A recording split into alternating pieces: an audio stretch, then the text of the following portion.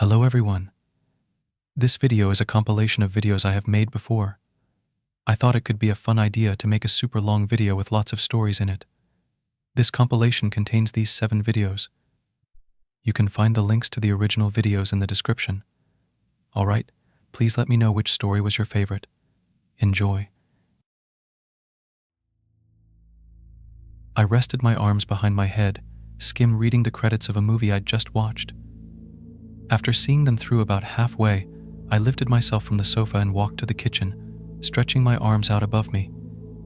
I opened the fridge door and found a full carton of juice, so I sat down on the kitchen counter by the window, cracked open the lid, and took several long, noisy gulps. When I couldn't drink anymore, I gasped to let in new air and wiped my mouth on the back of my hand.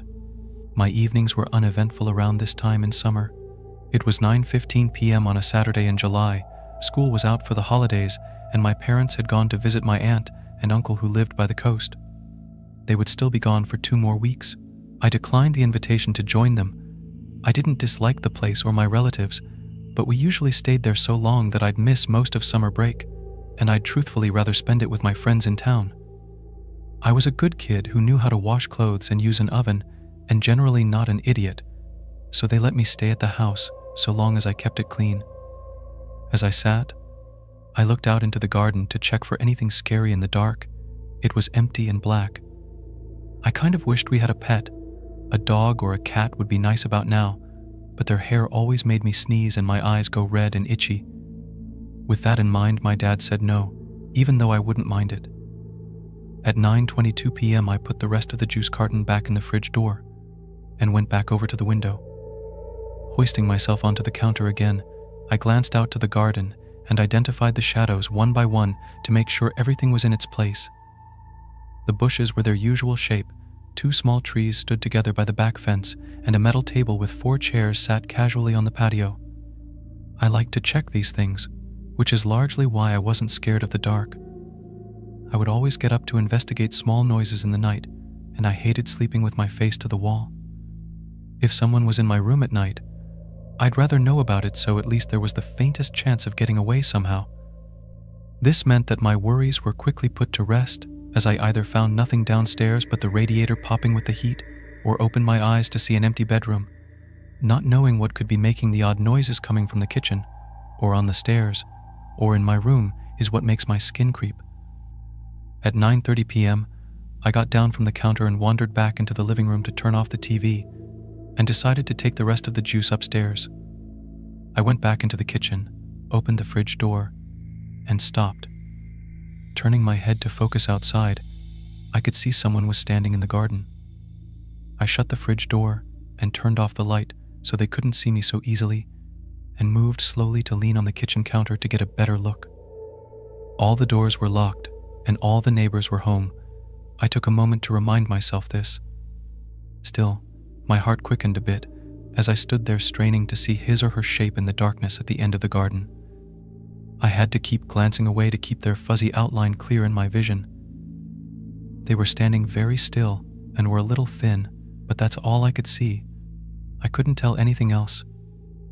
It was the garden umbrella leaning up against the back fence. I forgot that we used it for barbecues. I smiled at myself, pleased that I didn't get too worked up, and went upstairs to my bedroom. I laid on the bed and propped my head up on a pillow, opening my laptop on my stomach to see if anybody was online. Apparently someone else was bored and saw my name pop up. It was my friend Chris who messaged me, "Hey." I replied with, "Hey, you okay?" "Yeah, just bored." "Are your parents still away?" he asked. "For a couple more weeks," I said. "Can I come over?" Chris asked. "I don't want to be rude, but I kind of can't be bothered to hang out tonight. Thanks though." Chris replied with, "I know what you mean. It's cool. What about tomorrow though?" "Yeah, that sounds better." "Cool, I'll be at your place around 1. I've got some family stuff to do in the morning," Chris said. "Do you still have a tent, by the way? We can camp in the garden or something." I knew I had a tent, but I didn't know where it was, so I replied with, "Yeah, somewhere. Let me check." I got up from my bed and headed to check the cupboard under the stairs. I didn't know where the tent was, but it seemed a good place to start. I opened the cupboard door and started shifting coats aside. Some cardboard boxes were stacked up at the back and might be hiding it, so I started unstacking them. I took out a couple of the easy-to-reach ones and had a stroke of good luck as the tent bag came into view. I leaned over the other boxes and picked up the bag and took the big garden umbrella that sat beside it too, just in case it rained tomorrow. I paused. I put the tent down. It took me a couple of seconds to get back to the kitchen window and focus on the darkness outside. My eyes weren't yet adjusted to the dark, so I couldn't see all the way to the back fence. Turning off the kitchen light, I leaned on the counter and continued staring at the same point. The other garden features began to fade into view one by one, fitting my previous mental image. I wasn't sure what I wanted to see. The darkness gave way to the familiar forms I knew, but after a while, I was certain there still stood a figure against the back garden fence. It hadn't moved. I stood there for 15 minutes looking at it. I couldn't tell its shape properly, but it did look like someone standing there. I decided it wasn't a threat. I thought if I was in any real danger, I would have been a lot more worried by now. That thought kept me calm. But I also wanted to find out what it was. I couldn't stand there forever. I jogged upstairs, picked up my laptop, and brought it down with me to the counter. I messaged Chris. "Could you come around now? I think I can see something in my garden." "What is it? An animal?" he responded. "No, it's tall. I thought it was an umbrella." "And you're sure it isn't?" he responded. "I don't know. I thought it was someone, but now I'm sure it's not a person. It just looks weird and I don't think it was there before." "Are you scared?" Chris asked. "Well, I'd feel better if someone else was here." "All right, I'll be on my way in a minute." "Cool, thanks. Use the front gate," I replied before the conversation ended. I sat there watching the black shape lean against the fence for another 10 minutes. Eventually, the doorbell rang. I opened it and Chris ran in, and Bear hugged me. "It's been too long," Chris mock cried. "Yeah, it must have been a whole day," I retorted, smiling. "Look, come over here," I said, pushing him off and walking to the kitchen. I switched off the light and pointed in the figure's direction. "Look." "Give me a sec," Chris said. "I can't see properly." A minute later he noticed. "That black thing?" "Yeah." We both stood there looking at it for a while. I half expected it to be gone when he looked. He leaned over the counter. "It's just a big plant or plank of wood or something. Let's go watch TV." "Will you check with me to make sure?" I asked. "Do you have a torch?" he returned. "No," I admitted. "Well, we could check if we keep the kitchen light on and open the back door a little," he offered. I thought for a second and agreed, but said we should stay right by the house. We slipped on our trainers and opened the back door. Stepping onto the patio, I felt the air was heavy and warm that night. Chris walked behind me. We stood very close to the door, peering at the back fence. "Should we?" I had just started to speak when he quickly stepped into the house again, still looking at the fence. "What?" I asked, following him in. I turned and realized that the figure was gone. It was obvious from the light coming from the back door that the fence and the rest of the garden was just as it always was. "Where is it?" Chris said. "If it was leaning against the fence, it probably fell over into a bush or something." I tried to convince us both. We stared out for a few seconds longer and decided that we were too nervous to go and check. I don't usually give in to my night terrors, but now they were just beginning to click into my head. "Can you stay over for the night?" I asked Chris. "Yeah, sure." It didn't sound like he really wanted to. He kept his eyes on the fence. We both went inside and locked the door before going up to my room. I got out a sleeping bag for Chris and drew the curtains without looking outside into the garden again. We talked about stupid stuff for a couple of hours to take our minds off the garden and fell asleep. In the morning, I found Chris's sleeping bag empty. I called out to Chris, and he said he was downstairs, so I threw on a t-shirt and went down. "Sleep well?" I asked. "Yeah, pretty well, but I kept thinking about the garden and stuff." "Did you find that tent?" he returned. "Oh, yes. Well, I was thinking about the camping thing and thought maybe we could bring the tent to my house. It would just make a change, you know." I didn't have to ask him why. I wasn't too keen on staying in my garden after last night. Wait, last night? Come to think of it, the sun was up, and I wanted to check the garden while it wasn't pitch black. I asked Chris, and he hesitantly agreed. We put on our trainers and stepped out into the garden. I don't know what we were so worried about. It was bright and colorful. The plants and bushes around the edges of the garden smelled good, and there was a bird in one of the small trees singing out for its mate somewhere. We walked to the back fence to find nothing out of place, and looked over the bushes in front of the paneling to check if anything lay behind them. We found nothing. I walked around the edge of the whole garden once more while Chris tried whistling to the bird. It cocked its head from side to side, trying to figure him out. It was a warm day, perfect for camping that evening. We talked as we filled a couple of rucksacks with sleeping bags and some food from the kitchen. We didn't want to set up a fire, so we packed some tinned hot dogs, a packet of tomatoes, and chocolate, as well as some bottles of water. There's a forest just next to my house which is actually pretty good, Chris explained. Our garden backs onto the edge of it. I stayed in a tent there once with my dad for my first little camping trip. I remember I was so excited at the time. I thought we were really roughing it like some hardcore mountaineers. Chris laughed at himself. If we get too cold or need more food, we can just go to my house. My parents are out, so we'll have free run of the place anyway. Yours are away too? I questioned. It's their anniversary, so they're out for the night, he explained. They're staying in a hotel the next town over. They'll be back in the morning. Apparently leaving your kids behind was in fashion this summer. At about noon, we left my house with the 2 rucksacks, a sleeping bag for each of us, and the tent, and made our way to Chris's house. It was fairly close by, and a part of the same pleasant neighborhood. We talked and joked a lot, walking side by side, nodding and greeting a couple of familiar neighbors as we went. It was a crazy nice day. The sun was almost too much. It was hot on our necks, and the trees by the sidewalk seemed to glow green from underneath as the sunlight passed through the leaves. A sprinkler offered us some water as we walked by one house, and it felt good on my hot arms.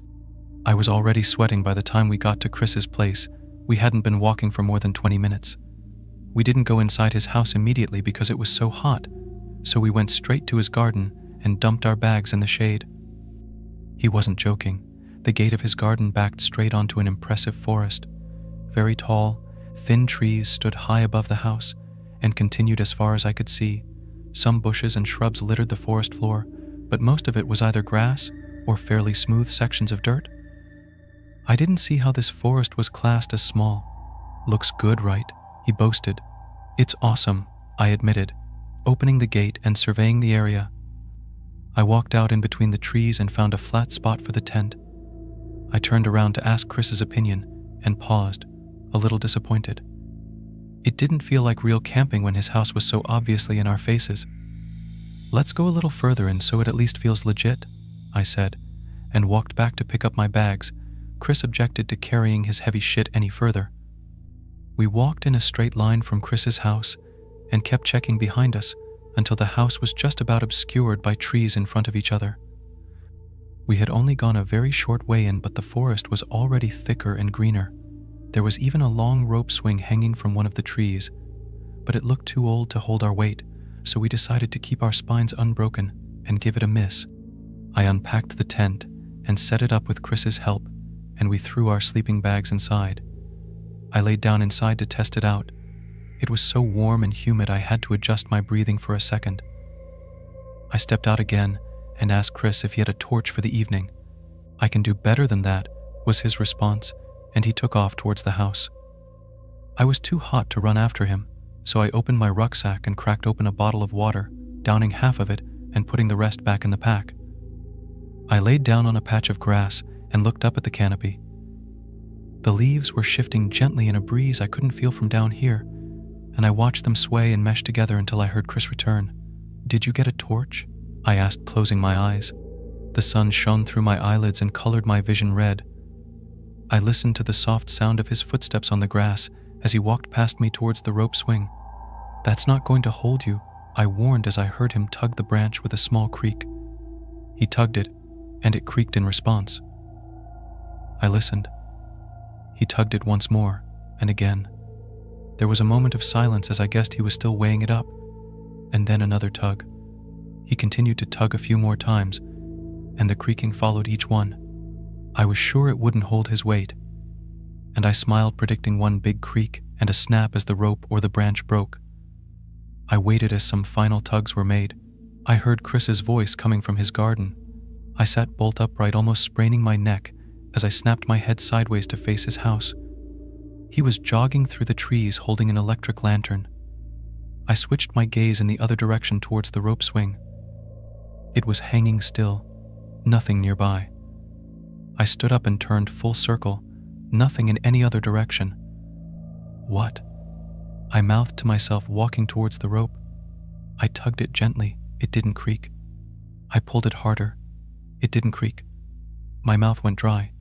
I jumped up, grabbed hold, and yanked it down. The branch bent a little as my feet touched the floor, and still it didn't make a sound. I kept hold of it as I stared up towards the branches, but eventually the rope gave way under my weight somewhere in the middle, and a soft thud fell on my ears as the thick rope fell in front of me. Chris was rattling the lantern as he came by. I've never used this before. I got it for Christmas from my cousin. Ah, I see the swing is dead. Let's have a proper burial in memory of all the joy it gave us. I didn't respond. I continued looking up at the branch with half a rope swing tied to it. Are you good? Chris followed my gaze. I thought you'd already come back, I said immediately. I wasn't the type to let things slide with an "oh, it's nothing." What? He replied. Someone walked by me and was messing around with the rope swing. Who was it? I don't know. Are they still around? I don't know. I had my eyes closed and was laying just there. But then I heard you shout, so I looked around and there was nothing here. I heard them walk by my head. I felt a bit sick. Look, calm down a second, Chris began. It's the middle of the day, we're 30 feet from my house, and even if it was a person, it's just some public woods. Anyone can come through here. That made some sense, and he was right about it being public. But then, where were they? I glanced around one more time, however, the trees quickly layered up, and I couldn't see far at all. I guessed it was possible for me to lose track of someone here in a short distance. I can stay alone in the house for weeks on end, but I can't handle a short walk through the woods on a summer's day. That's why you brought someone stronger than you, Chris said, wielding the lantern above his head. We spent the day walking around the forest and returned to the tent to get some water when we were too hot. We talked about school and what our plans were for the future. We talked about dreams we'd had and ghosts and creatures that lurked in the dark. Neither of us were too scared of things like that, but they made for good camping stories. Chris told a particularly good one of a woman who lived in the woods. She had the head of a cat, and if you heard her raspy meow, that meant she was trying to find you. If she stopped meowing, it signified you were found, and she was quickly making her way towards you. It made my skin crawl a little, and we stopped telling stories soon after that. The light of day eventually faded, and it was getting hard to see, so we headed back to the tent for the night. The impressive heat during the day had killed our appetites, so we left the food for now and decided we'd eat it in the night if we got hungry. Chris hung the electric lantern at the front of the tent, flicking it on as he did so. It was surprisingly bright and spilled a yellow light onto the ground and onto the trees that faced us. The warm glow looked dramatic, but whatever was beyond the light was hidden in blackness. Our immediate area was clear, but after a few paces the light seemed to stop dead. It looked weird. Chris ducked under the tent opening, and I followed him. The sleeping bags looked inviting as the heat from earlier had gone, and it was too cold for shirts and shorts. We got inside and took the lantern with us. "Can you hear meowing?" I said. My head tilted as I strained to hear. "Yeah, I can hear some bullshit too." Chris smiled and zipped up his sleeping bag. Damn. I thought I had him. Oh well. I zipped up my own bag, and we laid there talking for a little while. And then the exhaustion of such a hot summer's hit us, and we fell asleep. I had a dream that we were walking to Chris's house again, but there were more trees than before, and it was getting dark very quickly. I blinked, and suddenly it was night, with the forest sprawling in every direction. The rope swing hung in front of me. I turned around and Chris was gone. I heard a creak behind me. A feeling came over me like I'd missed a step on the stairs. For some reason, I couldn't turn around. I started walking straight ahead, and the rope swing soon came into my view again. I was aware I was in a nightmare. The rope swing slowly lifted itself up into the trees and I watched it disappear. I walked over and stood beneath where it had been, and there was a rustle above me. As I lifted my eyes to the canopy, a black figure with the head of a cat came hurtling downwards with its mouth open horrifically wide. One of its teeth touched my left eye, and I tore myself awake, gasping as I sat up in the tent. My back was damp with sweat and Chris was asleep next to me. The lantern was still on, and I could see our backpacks at the end of the tent. I took a moment to breathe, and then let myself lay back down, my head thumping on the floor a little too hard. I winced and reached for the bottle of water to my side, downing a few mouthfuls. I couldn't fall asleep with the glow of the lantern on my eyelids, so I sat up and searched the tent for it. I quickly realized the light was coming from outside. "Chris?" I said, still confused from sleep. He mumbled something in reply. "Chris, where's the lantern?" "Ah, somewhere," he said slowly and sleepily, before turning over. Looking around again, the light was obviously coming from outside. I weighed up the options. Either some murderer had snuck into our tent and done nothing but take the lantern outside, or we didn't actually bring it into the tent and I had remembered wrongly. That sounded more convincing. So I knelt by the tent door and unzipped it. From the opening I looked around, it wasn't immediately obvious where the glow was coming from. Why couldn't I see it? I looked up. The lantern was resting 20 feet in the air, hanging in the dark. Goosebumps swept across my skin and I zipped up the door before shaking Chris. "Chris, please wake up." He heard the urgency in my voice and sat up. "What? What's wrong?" Chris said, rubbing his eyes. "The lantern's hanging outside." "But I brought it in," he assured me. I felt sick as my reasoning broke. We both looked at the front of the tent. "We should go back to the house," I said, my resolve buckling. I was just a kid in a forest whose parents were away. "I'm not walking through the dark," he replied. Chris was now looking worried. "We've got a lantern." I stopped myself. We looked at the front of the tent again. We couldn't sit there forever. We were getting scared as we sat there doing nothing. So this was the plan. We weren't going back to sleep. We would get the lantern back somehow, leave everything here, and spend the night in Chris's house. I hated being the one to go first. I wanted to turn back even just crouching by the tent entrance. Unzipping the fabric door, I looked around. Nothing. I peered over the tent behind us. Nothing in sight. Literally nothing. Everything was black outside of the light. I took a step out and it was cold. Chris said the same as he stood right by my side looking over his shoulder. He turned back and saw the lantern in the air. "Oh my God." We stood there looking at it for a few seconds that seemed to crawl by. Eventually I worked out which tree it was hanging from. The broken rope swing at my feet confirmed it. Way up out of reach, the lantern hung above our heads, tied to the other end of the rope that still dangled from the darkness. I couldn't work it out. It was high up, too high up for even a ladder.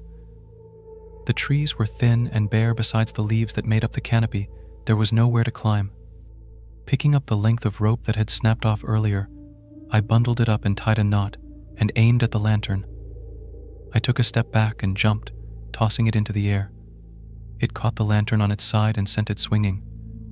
It threw shadows rocking around us. I suddenly wished it hadn't hit it.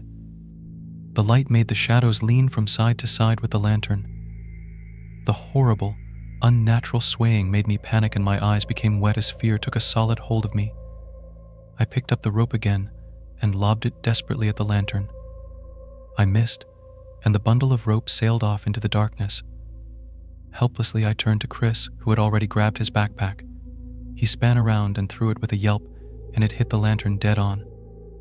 It fell and thudded to the floor with a crack, but the light was still on. I ran to pick it up. I turned to Chris and almost cried with relief, and he started jogging quickly towards his house as I followed. We half ran, half stumbled off into the dark, checking over our shoulders and working ourselves up as our thoughts were consumed by everything that may be waiting in the trees for us. I don't know how long we were moving, but it soon became apparent that Chris's house wasn't in this direction. "For God's sake, where is it?" Chris said, tension taking hold of his voice. "We'll have to find the tent and try again." A couple of tears were forming at the corners of his eyes. They were probably on mine too, but my heart was thumping so hard I didn't notice. I took a breath, and we turned around, heading in a straight line directly behind us. What if we didn't find the tent? I couldn't stop myself thinking that over and over as we retraced our steps. We walked for what seemed like twice as long, before the light finally fell on the side of the tent. We ran up and stood close to its side, looking around to try and figure out which direction we should go. The silence was like the build-up of a nightmare, right before some horrible thing lurches out at you, screaming. The comparison made me gag, and I scrunched my eyes shut. The hair on my skin lifting. My temples were so hot it felt like my brain was thudding against the inside of my skull. I couldn't begin to guess where the house was. We could see about 10 feet from the lantern, and then pitch black. There were no clues. Every direction looked wrong. Chris took the lantern from me and walked in a small circle, straining his eyes to try and see. I stayed put. "Chris, turn it off," I whispered to him hurriedly. "What?" he asked. I stepped quickly and quietly towards him, bringing my face to his. "There is something in the tent." His gaze shifted past me towards the tent, and he stood there staring. We were standing on the left-hand side of the tent, and from this angle I could just about see the unzipped door hanging open, but I remembered leaving it that way. So that wasn't what was making me clench my teeth together. A few feet away, my rucksack sat outside on the dry earth, with the food I had packed, now neatly arranged trailing from it. Our sleeping bags were also nicely laid out, end to end, making the line of belongings lead straight into the mouth of the tent. I took a careful step forward so the light could pass more easily through the fabric. It couldn't have been a trick of the light. Something big and dark was obviously crouched, with what I guessed was its front, facing the open door. I hated myself for not seeing it sooner. It didn't move at all, or seem to breathe. It just sat, waiting for us to investigate the display it had made. "Turn it off," I whispered again.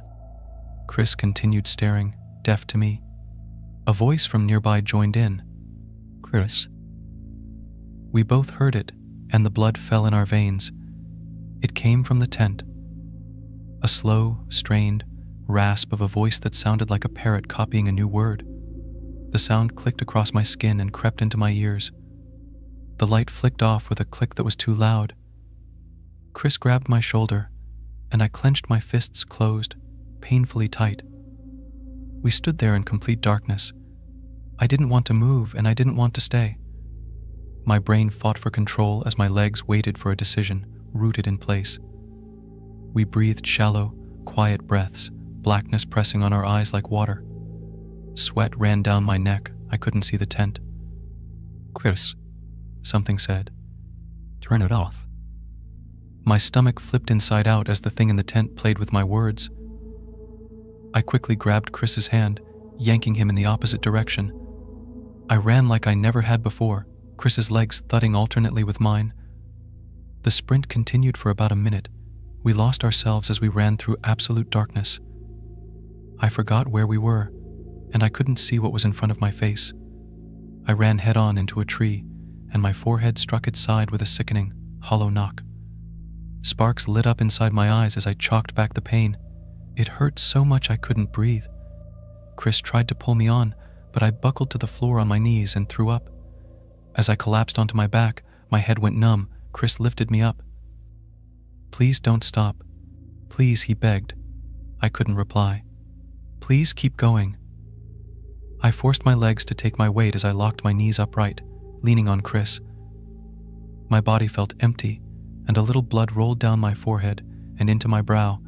I wiped it away as I tried to grasp the situation again, but the pain was too much. "Wait, I can't," I begged. "Just wait, just wait." We stood together in the inky woods, but we could have been anywhere. I couldn't see Chris as he huddled next to me. It didn't feel like darkness. It felt like someone had wrapped my head in a blanket. Neither of us said a word as we waited, but our breathing was loud, and I wondered from what distance it could be heard. Reality began to return to me, and the pain was now just about bearable. I straightened up, grasping at what was happening. The pins of fear sank into me a second time, and I started counting in my head.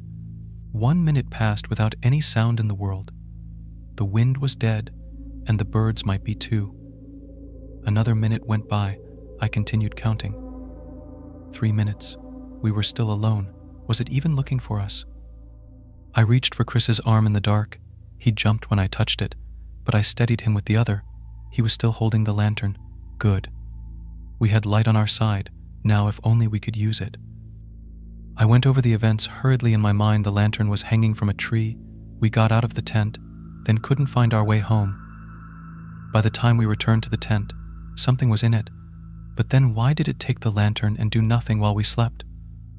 If it was sheer luck that we were alone when we were trying to get the lantern, I wondered just how small the possibility was of us getting a second chance. I stayed silent for a moment, and then whispered as best I could. Chris, we need to turn on the lantern. We need to fucking get away from here. We can make a run for your house, but we need to see. No, please, we have to stay here. Chris tried to whisper too. We can wait for morning if we have to. You can't turn it on. I could hear in his voice that a sob was breaking through. Just keep quiet. You fucking have to, please. I parted my lips to try again, but as I did, I heard something. A very faint clicking sound from somewhere in the dark. It was almost inaudible, but it was there. An irregular, stuttering, clicking sound. It sounded like fingernails on a wooden table. And it was moving. It came from in front of us, I was sure of it.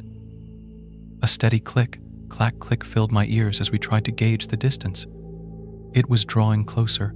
Click, click, clack. It stopped. I was glad for the first time in my life that I couldn't see what was waiting in the dark. Perhaps that meant we were also hidden. As my thoughts fired off in every direction, I gave the thing in the darkness the image of the cat-headed woman, and it terrified me.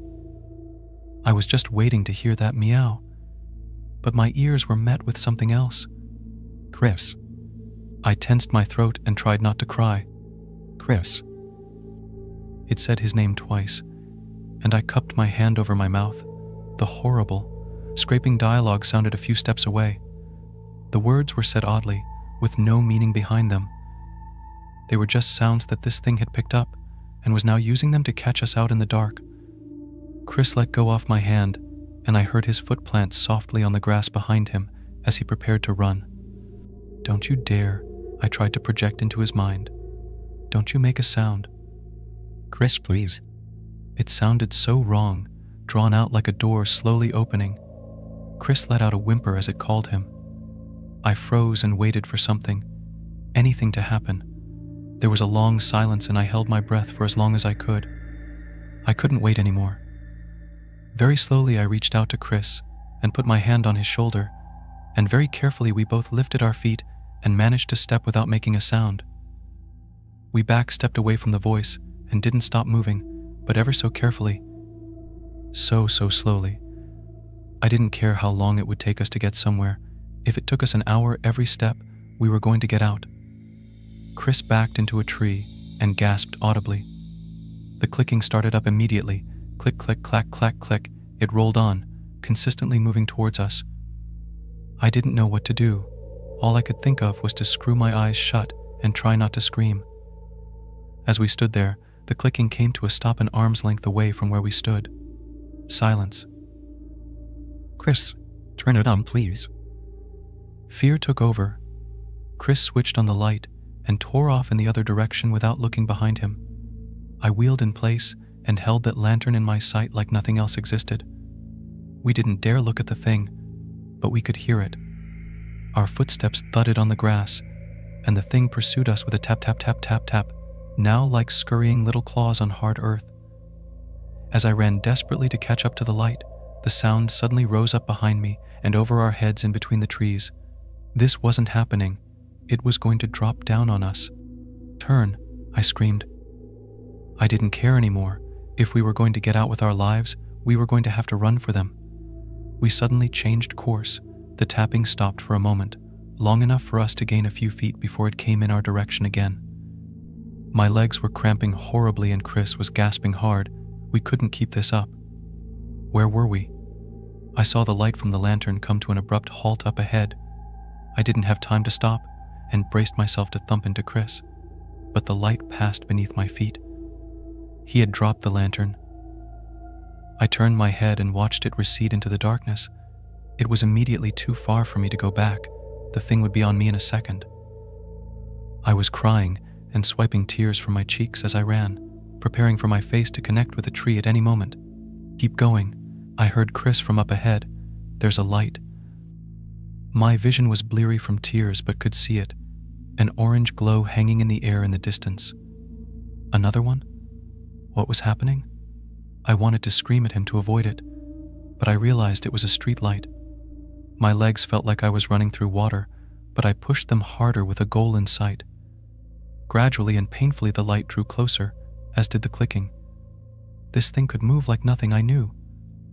I saw Chris's figure pass underneath the street light, and then he was gone again.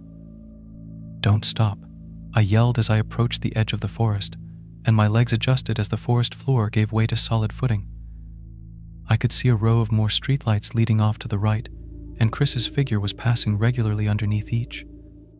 When I was sure I was completely out of the trees, I didn't stop. I ran under several more streetlights, putting as much distance as I could manage between us and the edge of the woods.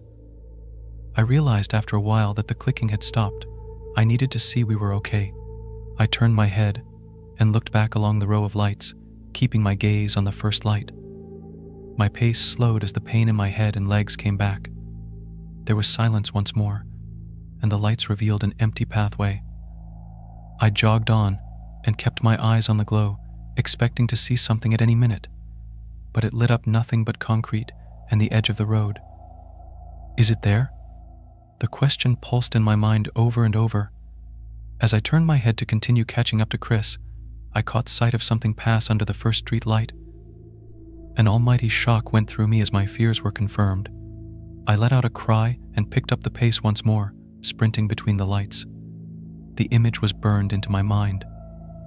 I hardly caught a glimpse of the thing, but it was white and massive. It almost brushed the streetlight as it went under it. It had a long, upright body full of kinks, like it had just unfolded itself, and that's all I was able to tell. It must have had a face and limbs, but I didn't have time to see. I didn't look again. The path gave way to more lights, and soon I could see the glow of windows in some houses either side of the road. I recognized where we were, close to my house by some miracle. A little further, and we would be there. My house, I yelled, and Chris listened, turning left onto a side street and dashing down. With panic on my side, I reached the turning and looked down the road to see Chris jumping the fence into my garden. Hurry up, I heard him scream. Reaching the fence, I planted my hands on top, hoisting myself over and shredding my elbows in the process. My ankles stung as I thudded into the garden and sprinted towards the kitchen door. Chris stepped aside, gasping for air as I fumbled the key into the lock and wrenched it sideways. We both flew into the kitchen and slammed the door behind us. I locked it from the inside, and we both sprinted upstairs into the bathroom, locking it behind us. What was that? I managed to say in a panicked whisper, wondering if it would get in. Did you see it? No, I didn't. Chris crouched under the window, letting tears roll. I mulled it over again and again as we sat there. Minutes slowly ticked by into hours. My head was fizzing all the while, and I could still hear its voice. That disgusting voice. My elbows and forearms were sticky with blood, and we both looked at the floor, the occasional sob coming from the two of us. Our hearts banged in our chests, and we spent the night that way. Light streamed in from the window, but we didn't unlock the bathroom door until noon. We crept downstairs. The kitchen door was still locked, and nothing was in the house. I looked out of the living room window. Another perfect day. No people walked by, but the sprinklers were on and I could hear birds again. It helped to calm our nerves. That tent can stay there, I said at last. Yeah, Chris agreed. We stayed in the living room with the TV off all day. We didn't know what to do, and talked about if we should call the police or something. The day crawled by as we tried to rake our thoughts together and think of what to do next. But all that went through my mind was what had just happened, not what we should be doing. By the time it was dark at about 9 p.m., the phone rang. It was Chris's parents asking if I had seen him as they were getting worried. They had just got back from out of town. I let them know he was okay and asked if they could come and pick us both up from my house because something had happened. They wanted to know what, but I said we'd both tell them when they get here. They said they'd be here soon. Relief washed over us as adults were on their way to make everything all right. They would believe us. We didn't lie about these things. Even if they were skeptical, they'd at least believe that some dangerous animal was in the forest, and that was good enough for us. I went into the kitchen to get some juice from the fridge and realized I hadn't had a drink all day. I could hear water dripping in the sink, so I turned the faucet tighter and glugged some juice. As I headed towards the living room, the water started to tap again. I flicked the light on and realized it wasn't coming from the sink or anywhere in the room for that matter. It sounded like it was coming from further away. I looked out into the garden and could just about see a fuzzy, tall silhouette leaning up against the back fence in the dark. Actually, the tapping sounded more like clicking. The figure slowly moved away from the fence and clicked across the grass towards the house. Please. If you ever think you see something peering at you from around a corner, ignore it. Have you ever had the experience of swearing you saw something at the edge of your vision, peering at you from around a corner before? I'm fairly sure a good chunk of people have, maybe even you reading this right now. Regardless of whether you're in a crowded area such as a mall or school or home by yourself, you've more than likely had that strange sensation of being watched, usually accompanied by a slight shiver down your spine. You'll snap your head up from whatever it is you're doing or whoever you're talking to, and nothing will be there, but you always swear that, at the very edge of your vision, you saw something. A slight blur, as if something was there, but seemed to anticipate your move and pulled back out of sight. I'm fairly certain most of you just end up shaking it off. You shake your head, telling yourself that nothing was there, and go back to what you were doing. That's a good thing, because it's what keeps you safe. It's what keeps you alive. Like many of you, for years, I always wrote seeing the slight blur at the edge of my sight off as a trick of my eyes, being so focused on one particular area that the rest of your vision goes fuzzy, as my mother once told me when I, as a child, told her I'd seen something at the doorway to my bedroom. And as I grew older, I simply took it as fact, the way every child takes their parents' wisdom to heart. And once I became an adult, I simply waved it away completely. That was, until one night. You see, as a 30-something-year-old bachelor who makes just above the line of adequate pay, I live by myself in a small, one-bedroom apartment. It means having to live farther out from the city where I work, but I prefer living alone over not having to make the rather long drive to and from work every day. And because my free time during the day is close to zero, I also am a bit of a night owl. This particular night, about 3.5 weeks ago, I was up late, sitting at my kitchen table with my laptop out in front of me. I was surfing the net, looking for good deals on eBay for a new DVD since my old one broke, when the feeling came over me. The small but noticeable shiver shot up my spine, and at the upper edge of my vision, just below where my hair began to drift into my eyes, I saw it. It was a black and silver blur. At least, that's what it looked like to me. I lifted my head quickly, looking towards the corner I'd seen it. My kitchen is in the back of the apartment, and where the table is set up, I was looking back out into the living room. The bedroom also sits next to the kitchen, and the wall separating the two stretches out a bit, causing a rather large blind spot from where I sat. Of course, when I looked up, there was nothing there. For a few more seconds, I simply sat, staring at the corner. Nothing moved. There was no sound except for the quiet whine of my laptop's fan and the hum of the fridge. I snorted. "Really, Eddie? You're jumping at shadowy blurs now?" And with a shake of my head, I went back to the computer screen. The hours seemed to pass by at an accelerated pace, and to my surprise, when I checked the clock at the bottom right of my laptop screen, the time said 2:45 in the morning.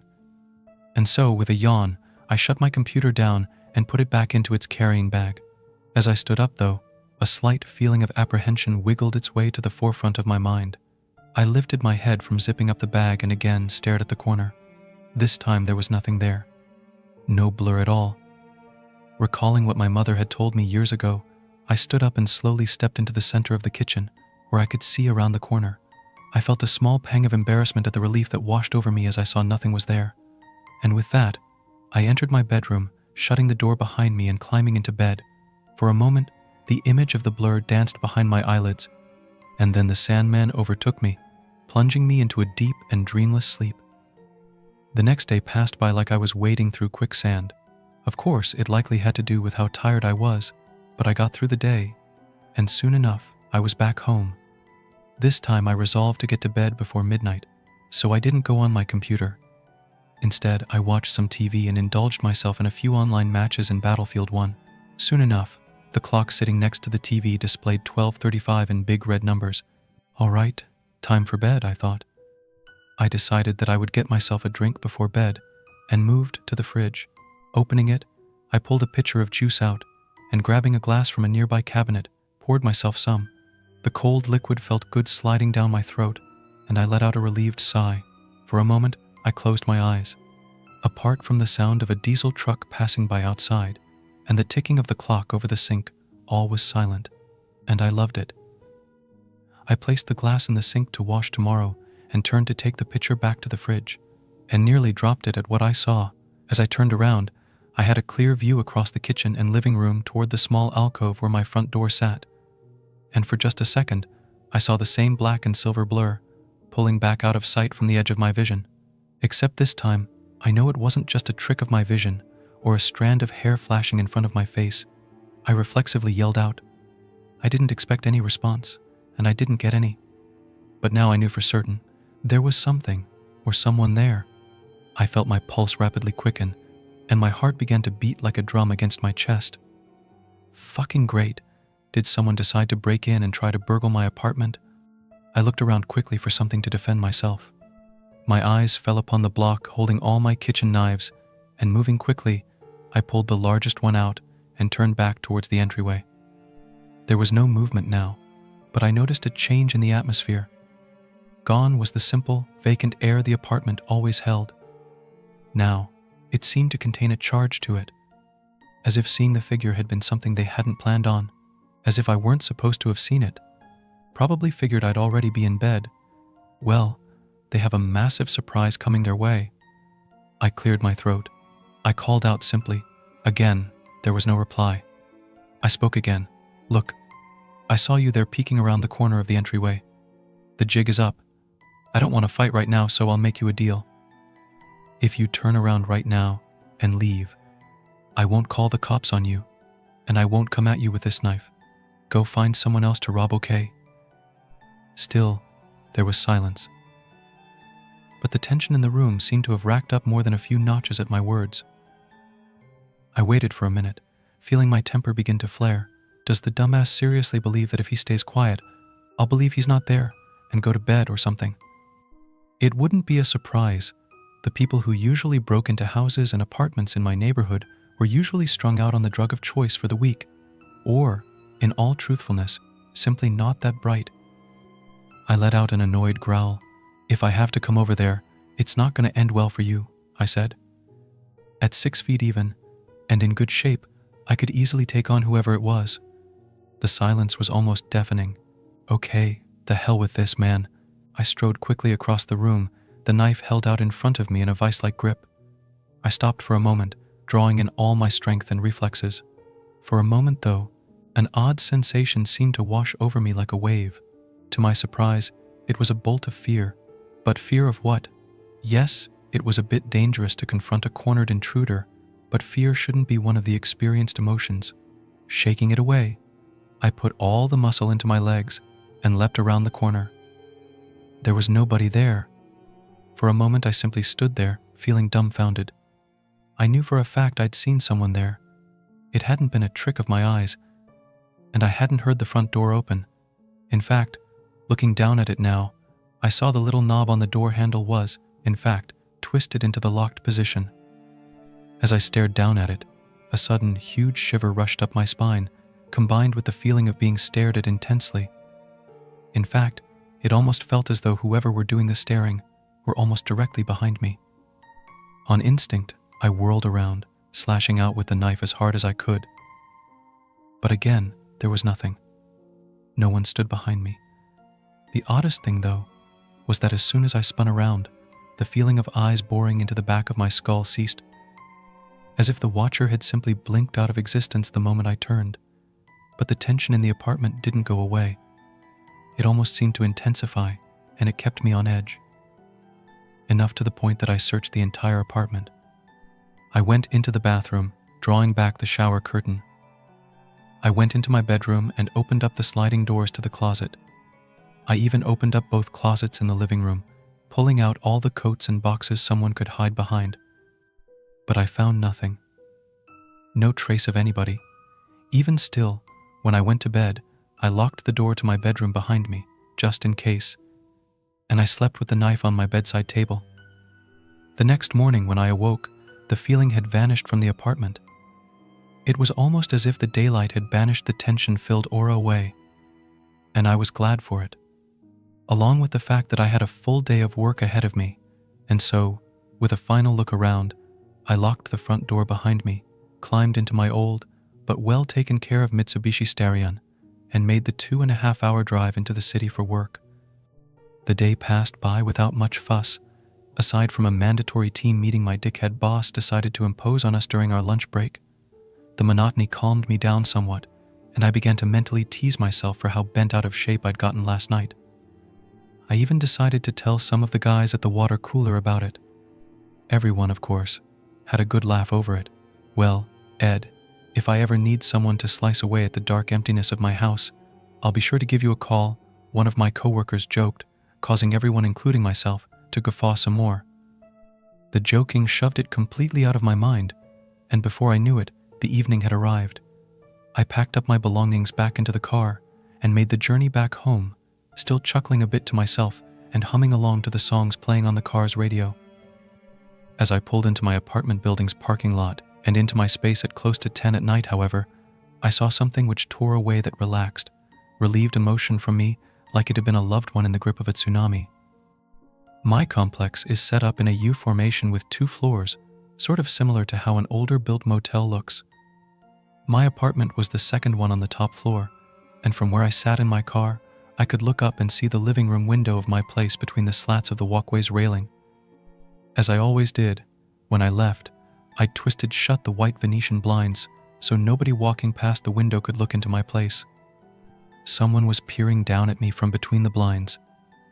I felt my blood turn to ice as I saw the obvious parting in the middle of them, signifying someone was pulling down on a section of them, and then doubly so when they, just as quickly, snapped back into position. Shit, I mentally hissed. I fumbled around in my coat pockets, looking for my cell phone. I let out a groan as I suddenly realized I'd forgotten it when I'd left home that morning, which meant it was up there. Shit, I hissed again, out loud this time. I gazed around for a moment at the darkened windows of the other units, but I knew none of my neighbors would be of any help to me. Long gone were the days of neighbors looking out for each other.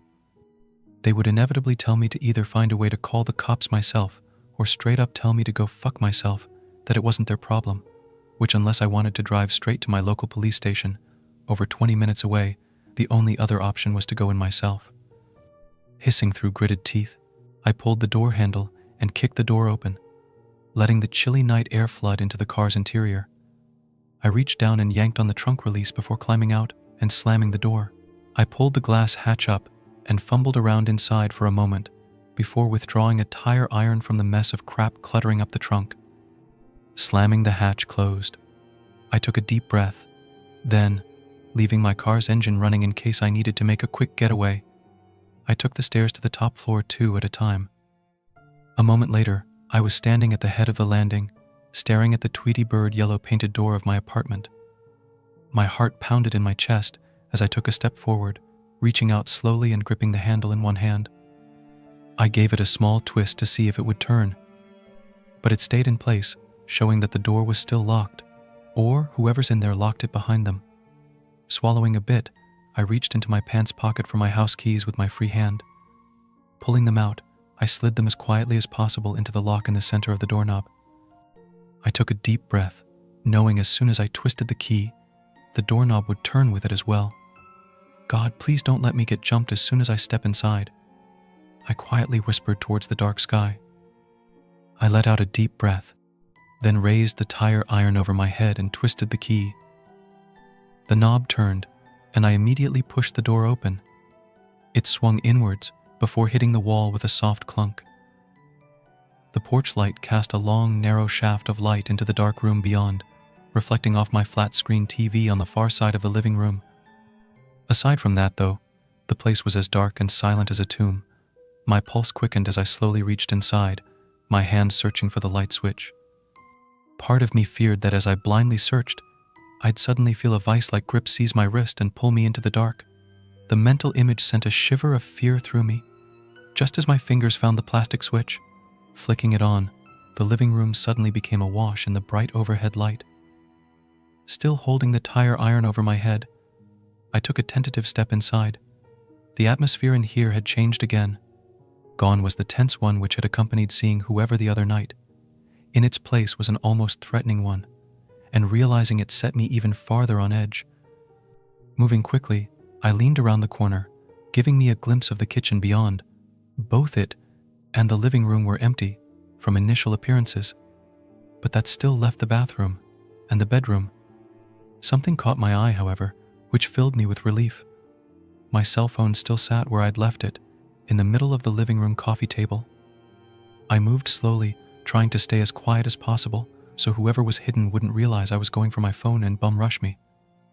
I held my breath as I passed by the half-open doors of both my bathroom and bedroom, stepping around the couch and picking up my phone. I decided right there and then that I'd step back outside and call the cops. There was a fine line between being courageous and being suicidally stupid, and searching this place on my own with just a tire iron to defend myself, especially knowing someone was hiding somewhere in here, was firmly on the latter side of that line. I turned to begin walking quickly back to the open front door, but something stopped me, something which made me freeze. There was a small section of eggshell white wall between the door to one of my closets. Something had been written there. It had been scratched into the wall. My eyes flashed over the 3 words etched into the paint and plaster: Videre nos potest. My head swam with confusion, trying to place what language it was. That was when I felt my heart almost stop in my chest, my breath along with it. Out of the left corner of my vision, I saw the door to my bedroom had slowly, but noticeably swung open a bit. That wasn't what had caused my heart to skip a beat, though. It was seeing the black and silver blur again. Before the thought had finished in my head, I was dashing for the door. Out of the corner of my vision, there was a sudden blur of movement as the black and silver figure came flying out of the room. It never made a sound, though. I dodged it somehow and flew around the corner, snatching the doorknob in my free hand and yanking the door shut behind me. Twisting the keys to the right to lock the door again, I tore them from the lock and thundered back down the stairs, yanking the door to my car open and crashing into the driver's seat. Slamming the door shut and locking it, I dropped the tire iron and fumbled with my phone. As the voice of the emergency dispatcher came on the other end of the line, and I stumbled through explaining what had happened, I kept my gaze locked through the windshield on the front door and the living room window. I swear I saw the blinds part again as I heard the wail of the police sirens approaching. When the police arrived, I jumped out of my car and quickly explained what had happened. They took my house keys from me and, with their pistols drawn, climbed quickly up the steps to my place. With neighbors opening their doors and parting their blinds to see what was happening, they unlocked the door and quickly entered. A few minutes later, they both reappeared and waved for me to come up and join them. "I'm sorry, sir, but whoever it was, they're gone," one of them said to me. He then showed me that the window in the back of the apartment, which was in the back of the kitchen and opened out onto a main road, had been opened, the mosquito screen having been cut to allow someone to jump out. I stared out and down at the 2-story drop. It would hurt to jump from this height, but it's doable, I thought. The cops again did a sweep of the apartment, turning the entire place upside down with me there, and again found no one. They both promised to stay the night outside, to keep an eye on the place in case the person attempted to try and come back, and would make sure an officer was posted outside for the next week or so. It made me feel more than a bit better. "What about the writing scratched into the wall?" I asked them, pointing to it. The first officer shrugged. "I honestly don't know, sir," he said, giving me an apologetic look. "That's a language I've never seen before." That's when the second spoke up. "It's Latin," he said simply. We both looked at him. He was staring at the writing with a bit of a confused, if not apprehensive look on his face. "But what freaking low-level criminal knows Latin?" he murmured quietly, more to himself than us. "Well, what does it say?" I asked him. For a few seconds he didn't answer, then he finally turned and looked at me. "He can see us. That's roughly what it says." I felt a massive chill shoot up my spine at his words, though I couldn't understand why, not at the time.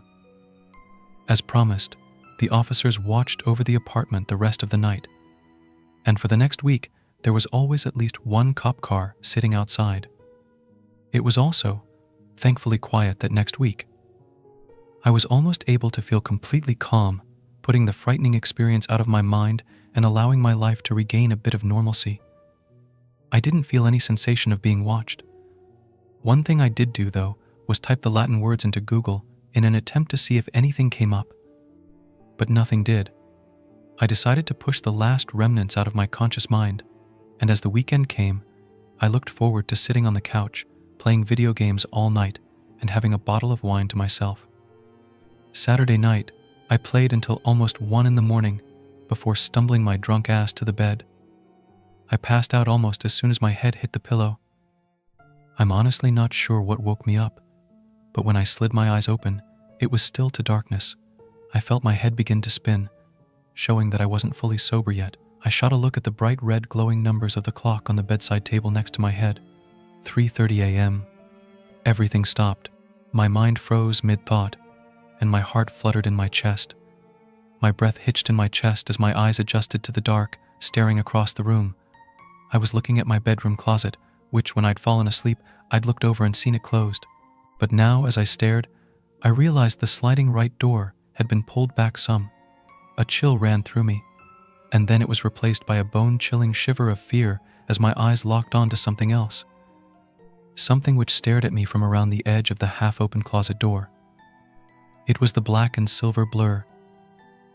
Except this time, it wasn't a full-on blur. I'm not sure whether it was the darkness or the alcohol still flowing through my veins, but I could see it a bit more clearly now. I couldn't see much, just what looked like two large, very dark eyes glaring at me. I felt frozen in place, fear quite literally paralyzing me to the bed. As I lay there, my eyes widened to the size of saucers, I slowly became aware of something else. Something which I'll never forget, which I can still hear in the silence. It was whispering. It was a soft, hissing voice, sounding as grating as sandpaper, but it almost seemed to be growing in intensity, as if it knew I was awake and was staring at it, and it was not even remotely happy about it. The words were indistinguishable at first, but as the voice grew louder, the words became clear. But they weren't words I knew, or a language I knew.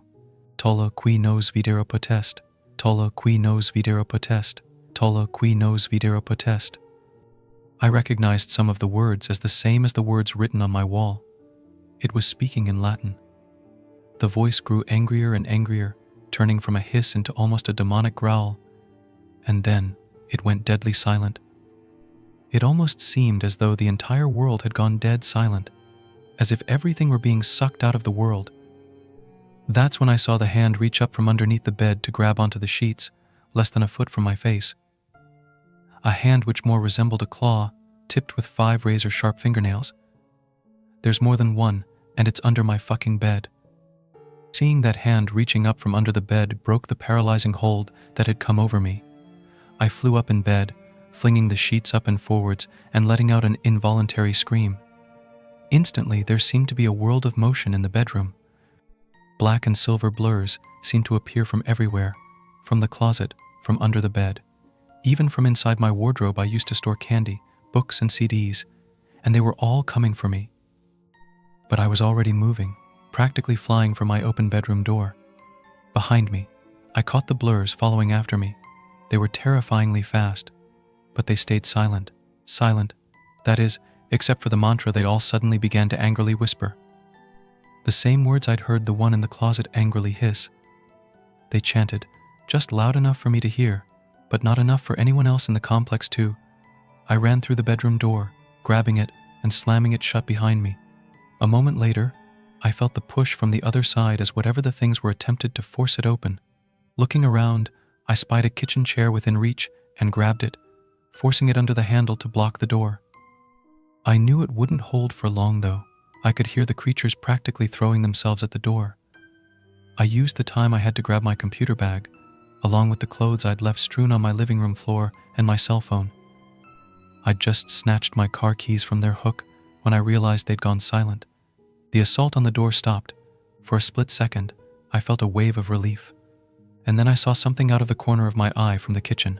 My blood turned to ice as I realized the cabinet doors under the sink were beginning to open, and that demonic growl of a mantra was beginning to pour out from under it. "Oh, fuck me," I whimpered, then dashed for my door, snatching up my sneakers as they rushed out from their new hidey holes. I unlocked and threw the door open, dashing out into the night and yanking it shut behind me. Bolting down the steps, I jammed the key into the door of my car and unlocked it. I piled into the driver's seat and yanked the door shut, slamming down on the lock button. Forcing the key into the ignition and twisting it, the engine roared to life. I knew I should simply call the cops, but I knew at this point, if I did, when they arrived, they'd all have disappeared. Maybe even make it look like another person had jumped out the window again. Instead, I jammed the shifter into reverse and peeled out of the parking lot. As I left, I saw the blinds part again, as they watched me go. I haven't been back to my apartment in weeks. I drove all through the night, fighting back the waves of nausea from the alcohol still in my system, until I made it to the city where I work. I rented a motel room, and ever since then, I've been staying there. I figured I could just eventually have movers go and collect my things from the apartment and give my 30-day notice. There was no way I was ever going back there. I thought I would be safe in the city. I thought I would be safe anywhere else but my apartment, that they were bound to the place, but I was wrong. Because I've started seeing them everywhere now. I've seen them while out in crowded places such as the mall or Walmart. I've seen them in my coworkers' houses when I'm invited over by them as they tell me they're concerned about how I'm beginning to act. I'm even seeing them at work, peering at me from around the corners of hallways, from behind the water cooler. I've even caught them glaring at me from around the corner of my office cubicle. They whisper that horrible Latin mantra to themselves, now added with evil chuckles, and whisper it to me.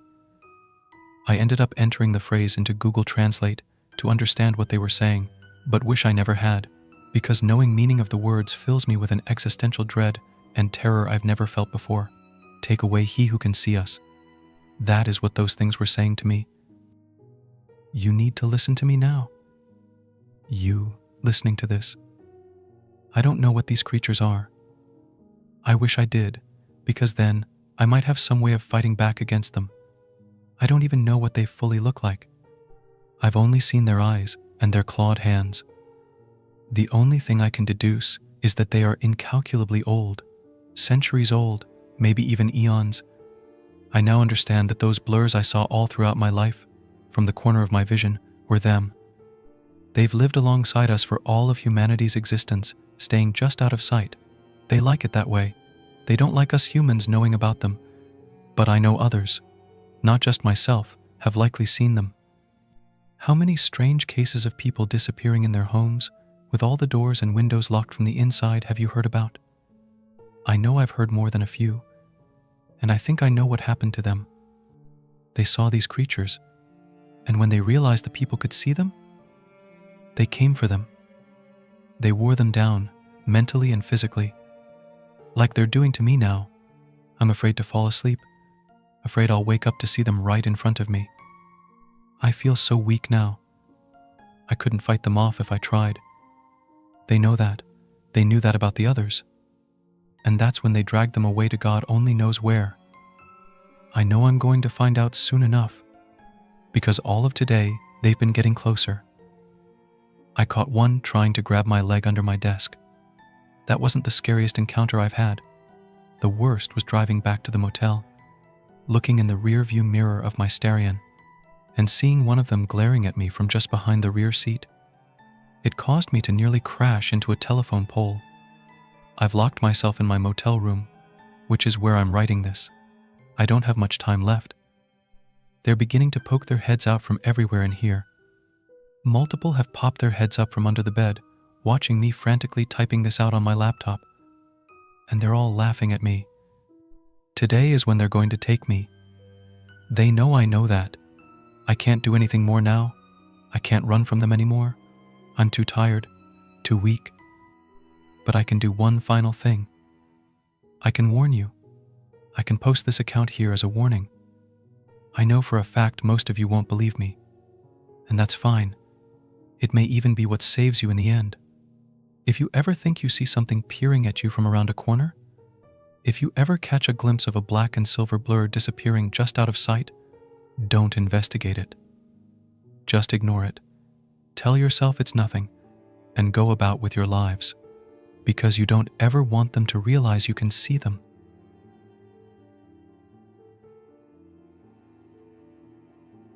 Something walks whistling past my house every night at 3:03.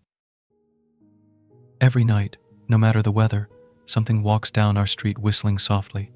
You can only hear it if you're in the living room or the kitchen when they walk by, and it always starts at exactly 3:03. The sound starts faint, somewhere near the beginning of the lane near the Carson place. We're towards the middle of the street, so the whistling moves past us before fading away in the direction of the cul-de-sac.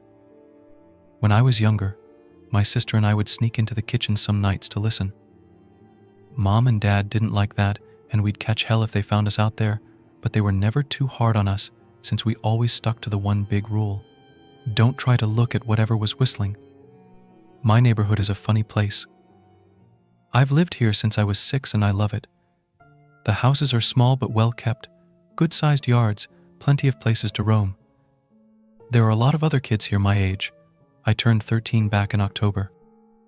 We grew up together and would always play foursquare in the cul-de-sac or roam around from back porch to back porch in the summer. This was a good place to grow up. I'm old enough to see it. And there's only the two strange things here, the night whistling and the good luck. The whistling never bothered me much. Like I said, I couldn't even hear it from my bedroom. But Mom and Dad don't like talking about it, so I've stopped asking questions. My dad is a strong guy, tall and calm. He has an accent since he moved to the US as a kid. His family, my grandparents, they're from the islands. That's what they call it.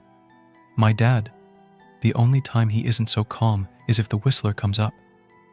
He talks a little quicker then, eyes move faster, and he tells us not to think about it so much and to always remember the one rule, the big rule. Don't try to look outside when the whistler goes past.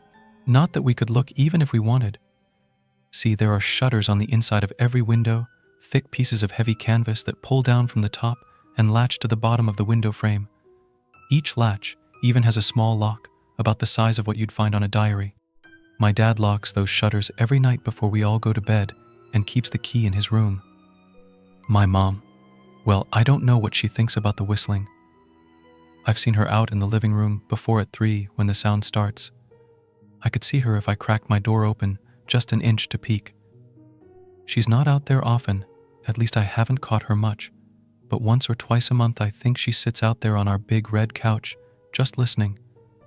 The whistler has the same tune every night.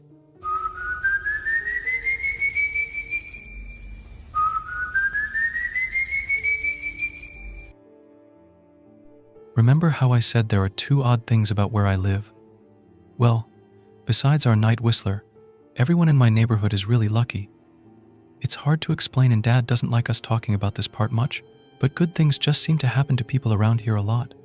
Usually, it's small things, winning a radio contest, or getting an unexpected promotion at work, or finding some arrowheads buried in the yard, you know, the authentic kind. The weather is pretty good and there's no crime and everybody's gardens bloom extra bright in the fall. A million little blessings, I've heard my mom say about living here. But the main reason we stay here, why we moved here in the first place, is my sister Nola. She was born very sick, something with her lungs. We couldn't even bring her home when she was born, only visit her in the hospital. She was so small, I remember, small even compared to the other babies. A machine had to breathe for her.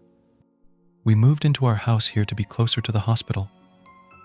As soon as we moved here, Nola started getting better. The doctors couldn't figure it out. They chalked it up to whatever they were doing, but we all could tell they were confused. But my parents knew, even I knew, Nola getting better was just another of the million little blessings we got for living in our neighborhood.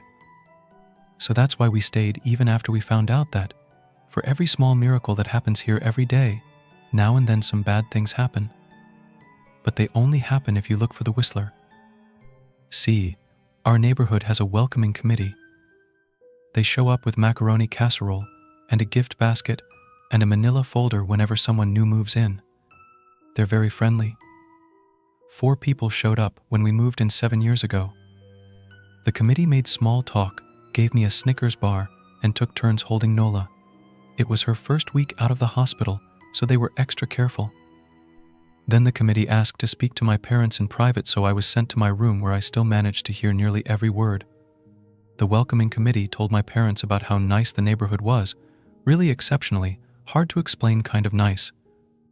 And then they told my parents about the even harder to explain whistling that happened every morning at 3:03 and ended at the tick of 3:05. Our new neighbors warned my parents that the whistling was quiet, would never harm or hurt us, as long as we didn't look for what was making the sound. This part they stressed, and I pushed my ear into the door straining to hear them. People who went looking for the whistler had their luck change, sometimes tragically. A black cloud would hang over anyone that looked. Anything that could go wrong would. The manila envelope the committee brought over contained newspaper clippings, stories about car crashes and ruined lives, public deaths and freak accidents. Not everyone dies, I heard the head of the committee tell my dad. But the life goes out of them. Even if they live, there's no light in them ever again, no presence. My mom, I could tell she wasn't taking it seriously. She kept asking if this was some prank they play on new neighbors. At one point my mom got angry, accused the committee of trying to scare us out of our new home, asked them if they were racist on account of my dad being from the islands. My dad calmed her down, told her he could tell our new neighbors were sincere and they were just trying to help us. He explained that he grew up hearing these kinds of stories from his mom and that he knew there were strange things that walked among us. Some of those strange things were good, and some were bad, but most were just different. After the committee left, Dad went out to the hardware store, bought the canvas blinds, the latches, and the locks and installed them on every window in the house after dinner. That first night in our new house, I crept out of my room at 3 a.m., only to find my dad awake, sitting on the living room couch, holding my baby sister. My dad held up his finger in a shush motion but patted the couch next to him. I sat and we waited. At exactly 3:03 we heard the whistling.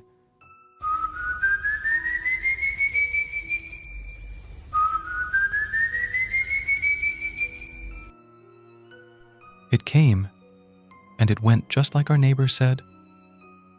The whistling returns each night, and we never look, and we enjoy our million little blessings every day. Nola breathes on her own, and she's grown into a strong, clever girl. My dad even joined the welcoming committee. We don't get new neighbors often. Why would anyone want to leave? But when a new family moves in, my dad and the committee bring them macaroni casserole, a gift basket, and the manila folder. I can always tell by the look on my dad's face when he comes back if the family took the committee seriously or if we'd be getting new neighbors again very soon. Not long ago, a family moved in directly next to us. The previous owner, Mrs. Maddie, passed away at age 105.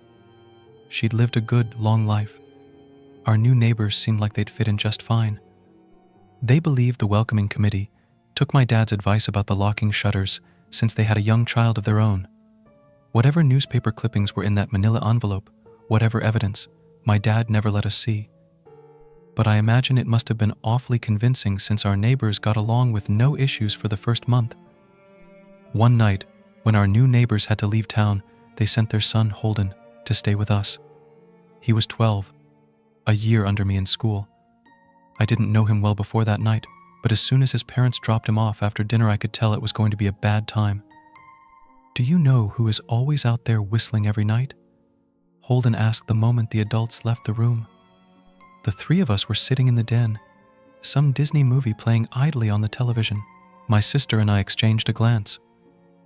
"We don't talk about that," I said.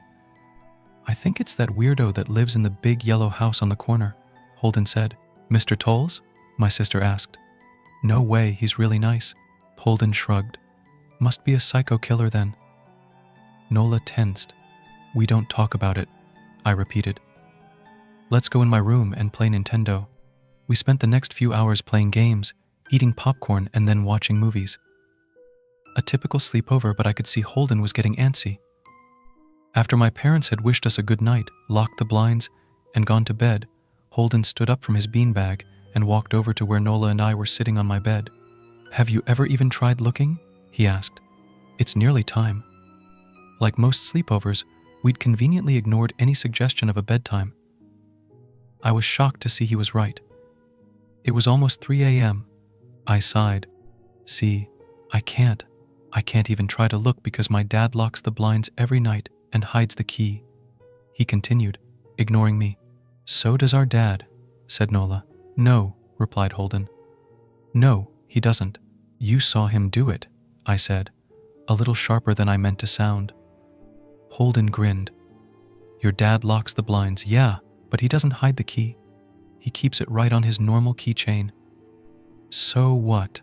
I asked, worried I already knew what he would say next, because I had noticed that my dad didn't bother hiding the key anymore after all of these years, because he knew we took it seriously. "So, after your dad locked up, but before your parents went to bed, I went to the bathroom, and on my way, I may have peeked into their room, and I may have seen your dad's keychain on his nightstand, and I maybe went and borrowed the key to the blinds." Nola and I stared, and his grin only grew wider. "You're lying," I said. Holden shrugged. "You can check if you want. Just open your parents' door and look. You'll see his keychain right there on the nightstand." "Stay here," I told both of them. "Don't move a muscle." I hurried over to my parents' room but hesitated at the door. If Holden wasn't lying, my dad would be angry, beyond angry. I was scared thinking about it, but more scared of an open window with the Whistler right outside. I opened the door, barely an inch, and looked in, but it was too dark to see. Taking a deep breath, I walked into the room. 2 steps into the dark, I froze. The whistling started, and I could hear it clearly. From my parents' room, I never realized, but they must have heard the sound every night since we moved into the house. They never told us. I don't think I could have slept through it. I stood there, listening to the whistling come closer, unsure whether I should turn on a light or call out for my dad. Soft sounds from the living room brought me back to reality. "Nola," I yelled, running out of my parents' room. Holden and Nola were standing near the front door next to a window. Holden wasn't lying. I could see him fumbling with the lock on one of the blinds. I heard a click. He did have the key. Holden let out a quick laugh. Nola stood next to him, hunched up, afraid but maybe curious. The whistling was right outside our house now. I think I made a sound I can't remember. Time felt frozen, clock hands nailed to the face. But I found myself moving. I'm not fast, I've never been athletic. Somehow, though, I covered the space between myself and Nola in a moment. My eyes were locked on her, but I heard Holden pull the blind all the way down so it could release. I heard the snap of it start to raise, and I heard the whistling just on the other side of the window. But I had my arms around Nola and I turned us so she was facing away from the window. At the same time, I jammed my eyes shut. The blind whipped open. The whistling stopped. I felt Nola shaking in my arms. "Don't look, okay?" I told her. "Don't turn around."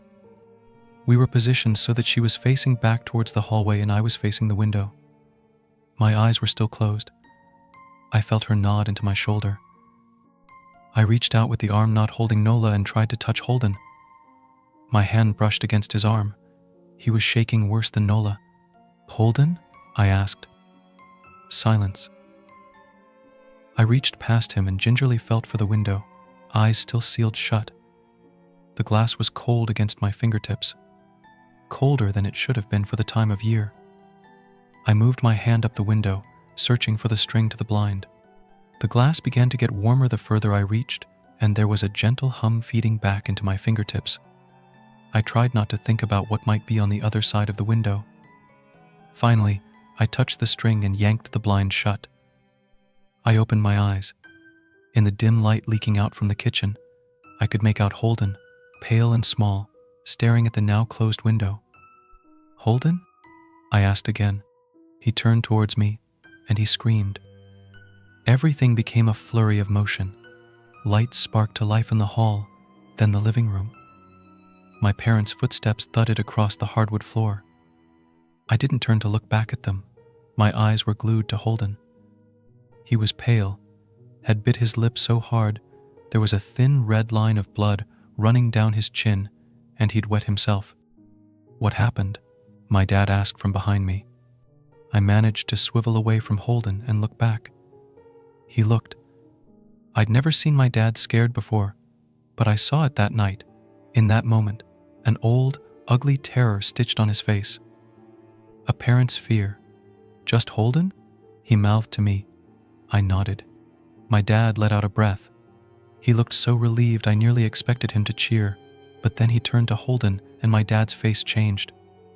I wondered if he felt bad for feeling good that Holden was the only one that looked. There was a knock at the door. We all froze. Holden whimpered. "Don't answer it," my mom said.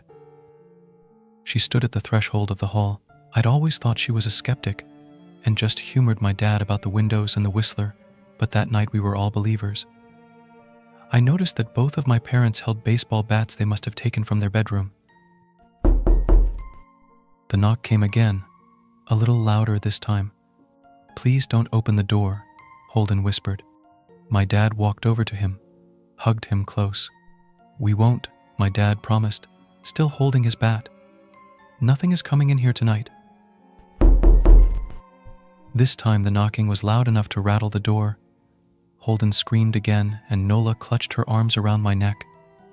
My mom came over and knelt down next to us, wrapping my sister and me close. "Call the police," my mom whispered to my dad. The knocking instantly stopped. My dad looked over his shoulder at us.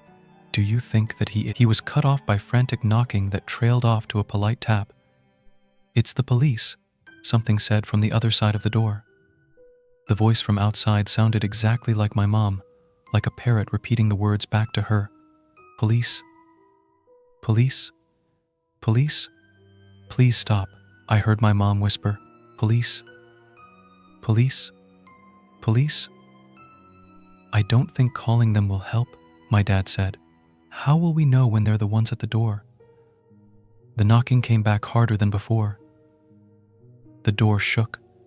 Then it stopped. After a long moment, I heard the knocking again, but it was coming from our back door. We all turned together towards the back door, but the knocking immediately returned to the front door. Front to back to front, loud then quiet then loud again. Suddenly, the sound was coming from both doors at once, big, heavy blows like a sledgehammer. Then something started rapping against all of the windows in the house, then the walls. It was like we were living inside a drum with a dozen people trying to play at once. Or we were a turtle, and something was attempting to claw us out of our shell. "Stop," Holden yelled. The knocking died. "I won't tell," Holden said, staring at the door. "I promise I won't tell anyone what I saw. Just please go away." We waited for nearly a minute. Then we heard it. A soft tap, tap, tap, coming from the window Holden had looked through earlier. Holden started to cry, sobbing like a prisoner watching gallows being built outside their cell. My dad held him, brushed his hair, but never lied to him, never told him things would be okay. The tapping at the window went on for the rest of the night.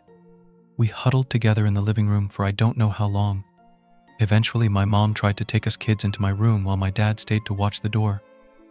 But the second we moved into my bedroom, the knocking came back, so loud it was possible to ignore. I was afraid the door couldn't take it. We went back to the living room, and the knocking stopped. Only the tap, tap, tap on the window remained. None of us slept that night. The tapping stopped around 7 a.m. That's about the time the sun comes up here. We waited another 2 hours before my dad opened the blinds from one window. He made us all go back to my parents' bedroom first. I heard him open the door, then come back in. Okay, he told us. It's done. Holden's parents came back around lunchtime. My mom and dad walked Holden over to his house, and they all went inside for quite a while. Nola and I watched from the window. She stuck to me the whole day, right at my side, sometimes holding my hand. When my parents came back, they looked grim but wouldn't tell us what they said to Holden's family. It was a Sunday, so we all spent the day together, ordered pizza, and watched movies. That night, everyone slept in my room, Nola and my mom in the bed with me, my dad in a chair he'd pulled over. There was no knocking that night or any night since. We didn't see much of Holden or his parents for the rest of that week, but by Thursday there was a moving truck in their driveway. Nola and I watched them packing up the whole afternoon after school. What sticks with me most is how tired Holden and his parents looked. All three had the same pallor, grim mouths and lightless eyes. Even from across the street I could tell something was very wrong. Holden and his family were gone before sunset. I think Holden's parents must have looked, either to comfort him if they didn't believe or share the burden if they did. I watched Nola some days, happy and young and alive, and I wonder if I'd been slower, if she'd looked out the window that night. Would I have looked too? To comfort her? To share that burden? I'm glad I don't have to find out. We still live in that house, in that neighborhood. We still hear our whistler walking past every night. The blessings, the luck, the good things here are too good to leave. But we're careful. We don't have friends over to spend the night anymore. And my dad hides the key to the blinds very, very well. Not that I've gone looking. Some things you just don't need to look for.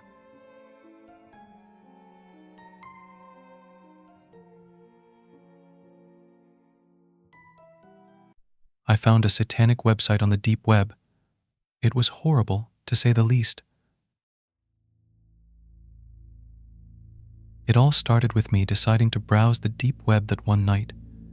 Look, before you judge me, not everyone who roams the Deepweb are psychopaths that hire assassins and sell weed online. It has many uses, and it is different from the dark web, which is where psychopaths that hire assassins and sell drugs are. Why was I using Deepweb? Well, privacy, curiosity, and piracy. Besides, it is off the point. What I'm trying to say is the deep web is mostly harmless, and you don't really encounter stuff like what I encountered. There is a Tor site, a deep web site, that takes you to a random Tor site. Kind of like a search engine with only I feel lucky part. Not knowing what you are going to get is exciting, and it is actually entertaining. For example, I have been to many sites that discuss exotic conspiracy theories, like lizard people and aliens. See? Most of the time you get to a place where crazy people argue about crazy stuff. In one of them, 2 users were in a heated argument about the color of aliens. Are they gray or are they pale blue? You idiot, they are from Sirius and they're long pale blue idiot. The fuck you talking about? Aliens, as we know, are from Mars, and there are pictures of them. An old video shows dissection of one. Aliens are gray and there's proof. Idiot, those fake. Real aliens are far away, not Mars. And so on. You get the point, right? There were some odd and interesting ones that I want to share with you people. For example, there was one for real-life treasure hunts, where people would hide something valuable and others would try to figure out where. Their efforts and the lengths they've gone through to decipher stuff is amazing, and I would go to that site every once in a while. Once, someone shared a semi-hard treasure hunt with a surprise treasure, and people got to solve it. Once they did, they have found a body. I am serious. The one that found the body called the police and showed them the website to tell them how he'd found it. The site was disabled for a few days until one of the creators helped police find the murderer. After the murderer got caught, the site was back on, but with an added policy of showing the treasure to the mods before posting. And there was another one, which seemed like a typical conspiracy theory site to me at first. It was about a man who they called the Collector. According to them, he was an immortal time traveler or something, and he appeared in many places during important events, collecting data. Hence the name. The owner of the site claimed that he was now a billionaire living in the shadows, still collecting, or something. He wasn't quite sure of any of it though, saying that, although he appears constantly throughout history, he never really does anything much, not that I nor my fellow researchers know of at least. He continued in his next message, stating that, but this doesn't mean that he won't ever do anything. In the end, he is an immortal time traveler that collects data, and you can't trust someone as such, especially when they are a billionaire. As again, I thought that it was a funny conspiracy theory at first, but then I saw him looking at me from the street. Actually, no.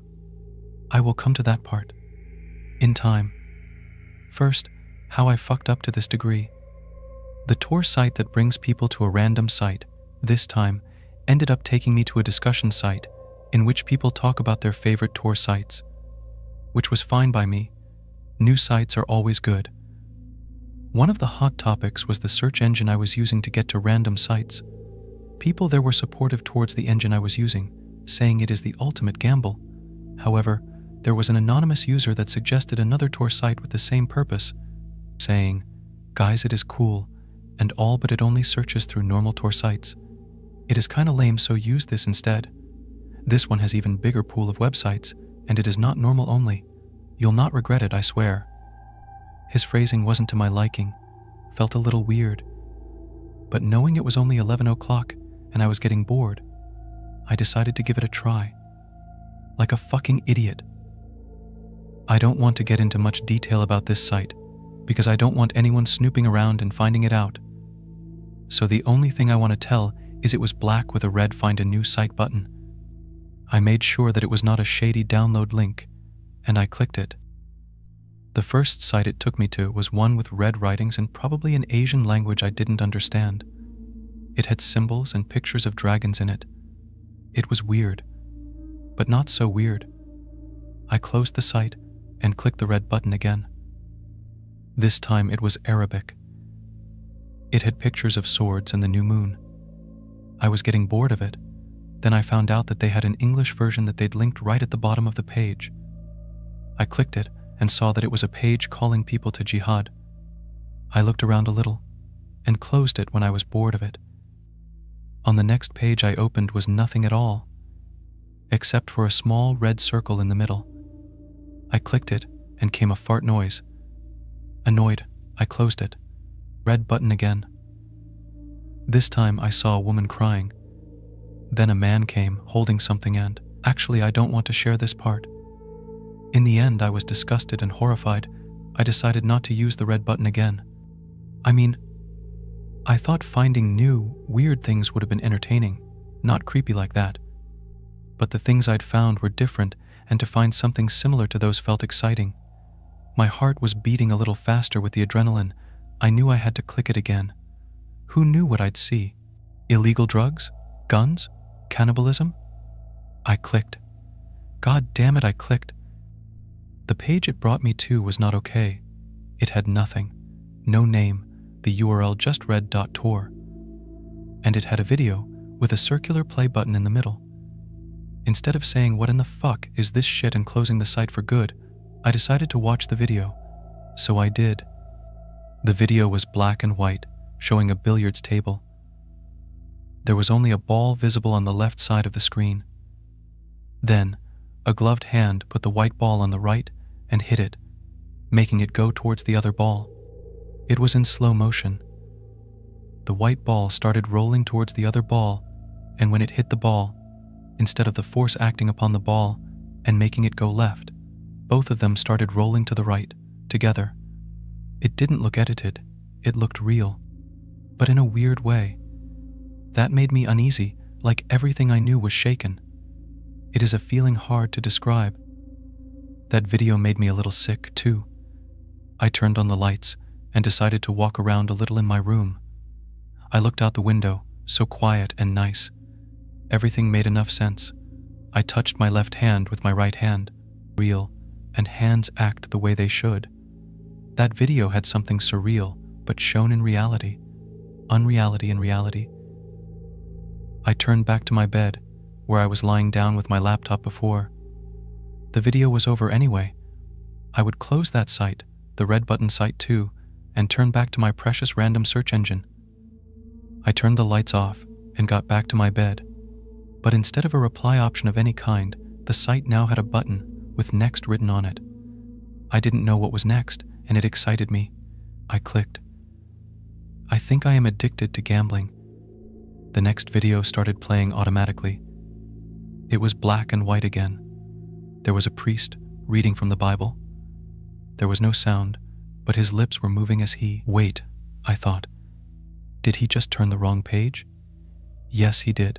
He, instead of turning the page on the right to see the next two pages, turned the left page and started reading them from bottom right. The video was on reverse. Weird, I thought. Then the video ended.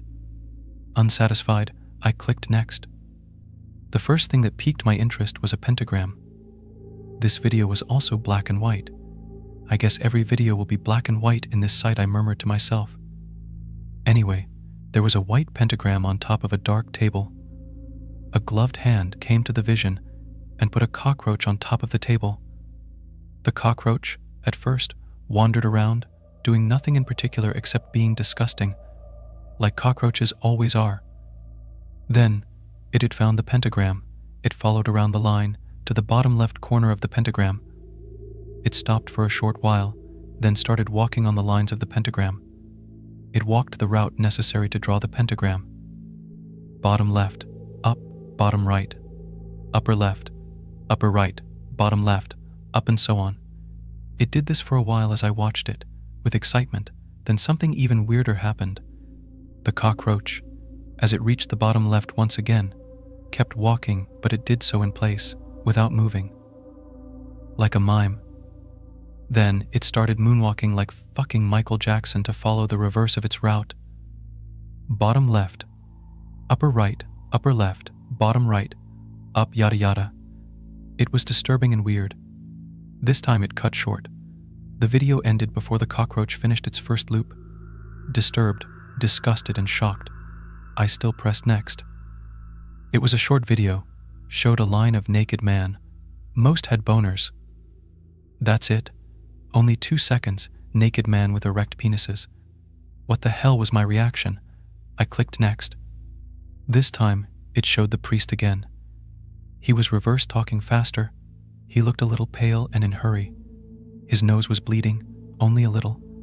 As he turned the page, I saw blood on his fingernail. The video ended. Next. There was a pentagram, again. This video was shot from above like the other one. This time, however, there was a naked guy walking on a pentagram. I made the sound conclusion of this pentagram being bigger than the one I saw the roach walk in, then realized how unnecessary that thought was and kept watching the video. Just like the cockroach, he followed the route normally at first, then in reverse afterwards. Yet, it was a little different this time. Before he started walking backwards, he shook a little, looking just like my friend Jake, who got electrocuted while playing with a fence. It was odd as hell. This video ended with him completing some tours backwards, then getting out of the pentagram to be replaced by another guy, who started walking the route just as the video ended. Next, I saw a naked woman with her back turned to the camera. Her dark hair was wavy and slightly messy, and she had the upside-down cross tattoo on upper left of her back. The video ended. I, a little more excited now, clicked next. A man, crying in a graveyard. Crying backwards. The video was taken from far away, for some reason, and it being in black and white didn't help. But if you looked hard enough, you could see tears rising from the ground and getting into his eyes. They are only as big as pixels, but if you really look close enough and squint your eyes you can. Then a black bird got to the view of camera, flying backwards. Yup, it was backwards. But my eyes gazed upon something awful. The same naked woman from the previous video was walking towards the man. Even though the video was on reverse, she was walking straight towards that guy. As she got right next to the guy's eyes sucked the last of the tears they could and looked at her. The video ended there. Holy shit, I detested. Next. The priest was back again. He was as pale as a human could get. He was bleeding from both of his eyes and nostrils. The cross on his neck was, every once in a while, trying to rotate on its own. Every time this happened, the priest fixed it. Other than that, he was reading from the Bible in reverse like crazy. Even though the video was silent, the movement of his mouth indicated him shouting like a madman. Every time he turned the page, his fingers got in frame. His nails were pouring blood. The video ended, and the next button was visible again. What kind of demonic shit is this? I asked to no one in general. It was scary and I was home alone. This was something that was not meant to be seen by someone like me, for sure. This was way above the insanity I could endure without having nightmares for my whole life. Yet I clicked the button. The next video made me regret it. The video was taken in a darkly colored room, with one light that is bright enough to show what was going on. It was black and white. Again, the line of naked man was there. This video showed where they were headed, to that naked lady. She was looking at the camera. This time I noticed even weirder things about her. She had pentagram tattoo on her left chest, and she was wearing a sleep mask, the kind that has eyes of cut animals on it, but this one had goat eyes. So what? I thought. Goat eyes in black and white. How creepy could it get? Oh boy, it got worse. The first online was super excited, as I could tell. Well, she stopped looking at the camera, turned to him, and gave him a long kiss. First, he was all happy about the kiss he was receiving. Then, he started shaking his arms uncomfortably, and when they finished, he started shaking like he was having an epilepsy seizure on foot. Then he suddenly stopped, his body inhumanely arched back, like he was one of those weird running titans from Attack on Titans, and kept on walking. I felt like throwing up, but I kept watching. The same happened with another man on the line. Receive the kiss, have a seizure, body arched back, and keep on walking. I noticed some other details as I kept on watching. For example, the guy's walking patterns had gotten the same after they got the kiss, even though they had been different before. Not only that, but their pupils expanded greatly just as they received the kiss, making their eyes a horrifying dark afterwards. And yeah, one of the guys was the guy crying in the graveyard. The video stopped. I looked at the next button very hard, very hard, not sure what to think or to do. I clicked it. The priest was back. His Bible was soaked in blood, just as his eyes, nose, mouth, ears. Literally everything and everywhere was soaked in blood. He was this time looking directly at the camera. Angry, scared, pale. His cross was turning around and around without a care in the world. He shouted words to the camera. Every time he opened his mouth, blood gushed out, yet he still seemed to be in reverse. He directed his pointing finger at the camera. It got soaked in blood. It was kind of funny, for some reason. Almost like a weird finger water gun, pointing two fingers at others to squirt water. You could see, despite the camera being covered in blood, him shouting more and more. Each time more blood came out. Blood was gushing out of his ears, eyes, nose, mouth, even skin.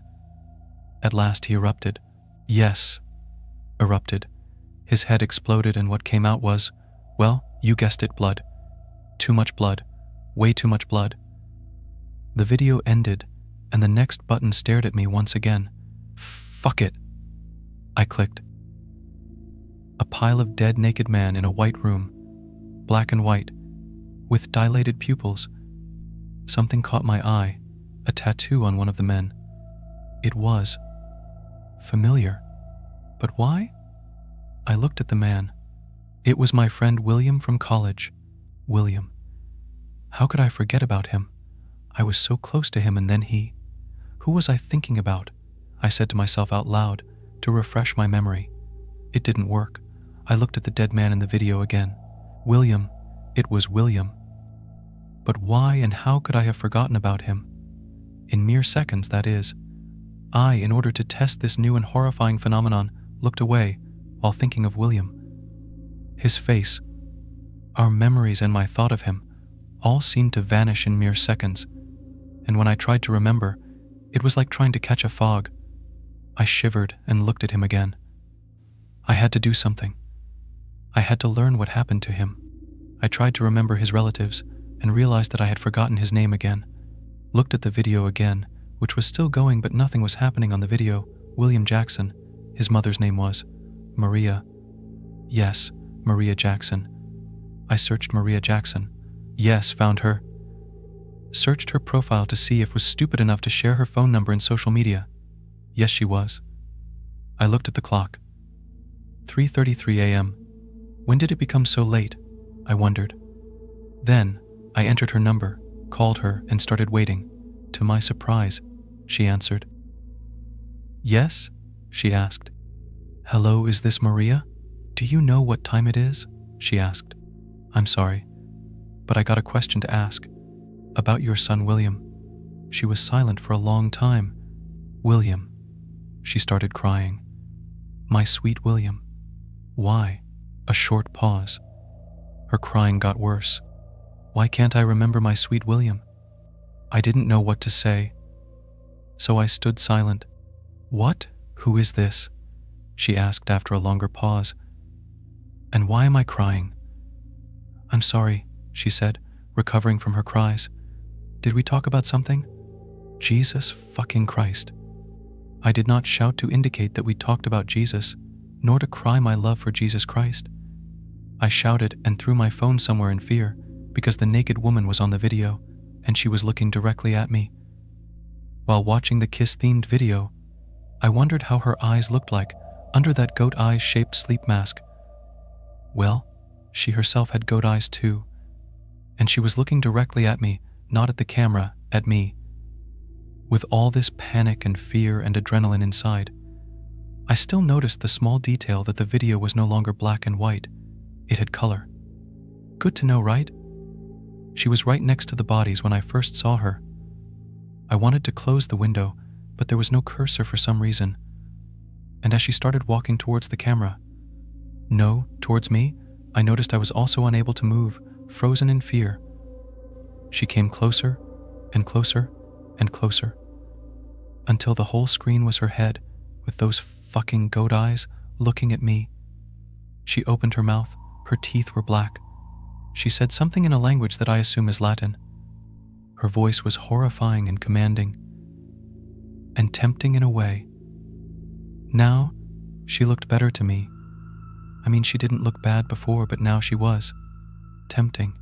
And I started to move towards her, to the screen, where she was waiting for me.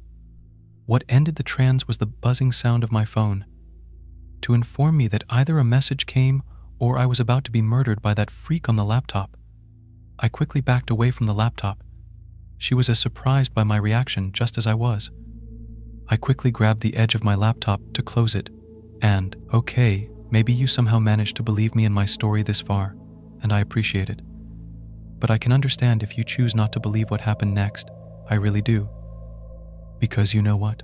I still can't believe how she, as I grabbed the side of my laptop, plunged her fucking arm from the laptop screen and gripped my wrist. I, as expected of a person in my situation, cried out with fear and tried to get free of her grip. She was strong, however, so I did the first thing came to my mind and punched the screen with my free hand, hoping it would get across and hit her in the face. It did. Thank God it did. Then, I was free, with my left hand still in the screen. I quickly pulled it out to see an angry goat lady looking at me and hissing through her black teeth. I screamed, threw the laptop to the corner of the room, and noticed that it landed right in front of the door. I, thinking that getting out of the room was now impossible, got to the corner of the room, still looking at the laptop, and tried to find something, anything. There were 2 pencils, one sharp and one broken, and a lamp. Fuck, I thought to myself. That is when she started crawling out of my laptop, and I noticed something that had a chance to work, if I was lucky enough. As she managed to climb out and get up, she looked at me with anger. Then her anger and her hisses suddenly stopped. It's working, I shouted, both to her and to myself, and a little bit to God, as I was holding the cross I made by holding the 2 pencils vertically. I was happy to see that her angry and bloodthirsty mood quickly turned into laughs. She fucking laughed. So that is why she doesn't look angry anymore. She plunged at me with inhumane strength, making me hit the wall behind me, head first. Everything went dark for a short moment. I felt overwhelmingly dizzy as she grabbed me by the throat and pulled me towards herself. I, fearing for my life, tried to hit her with my hands. Instead, I ended up stabbing her in the cheek with the sharp pencil I had. She backed away in pain. I needed to attack again. The lamp. I took it and hit her with it, smashing the lamp on her head. She fell down in pain, randomly throwing around punches and kicks. Oh, by the way, I noticed that she had goat feet too just then. That is why I decided to hold my distance from her kicks. Instead, I threw random things at her that I'd found in my room. My half-full beer bottle from that night, some books, a bottle of water, other stuff at my desk, cigarette lighter, and even my pillow. Look, I don't know how it ended up this way, but I can tell you, for certain, that after a while of throwing things at her, by what I believe to be either random and unexpected chains of reactions or divine intervention, she started burning. Right in the middle of my room, screaming in Latin and in agony. I did not know what to do, and for a second I thought of using water to put out the flames for some reason. That thought died quickly. Then I noticed that she was not burning and crying in between me and the door, so I decided to get the hell out. I closed the door behind me, found my baseball bat somewhere in the corridor, and started waiting right in front of the door, listening to her screams, half expecting her to open the door and start attacking me while she was still ablaze. But it didn't happen. Her screams faded into nothingness, and I, with great courage, opened the door. No smoke, no burned naked lady, nothing. It was my room, a little messier than before, but still. As I looked around, I noticed something all of a sudden. I could now remember William. Somehow, burning her must have brought his memory back. I looked around to make sure no danger was left around, and I started looking for the phone to talk to William's mother. I didn't really question why it was my priority. I really wasn't in a mindset to question anything. But then, when I saw the guy I mentioned before looking at me across the street, I lost my previous thought. He was doing nothing but looking at me. I looked back at him and realized he was the one from the collector website. Long, old glasses and a weird hat. Wait, I thought, forgetting the guy in a second. What about the laptop? With the fear of something similar to that naked lady coming out of my laptop again, I started looking around for the laptop. It was on the floor, in good shape, but the screen was not in my view. With great fear, I picked the laptop and looked at the screen. The next button was staring at me. I felt like I needed to press it.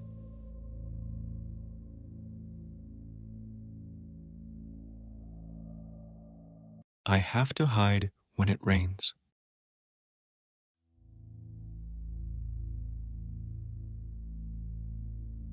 I hate it when it rains.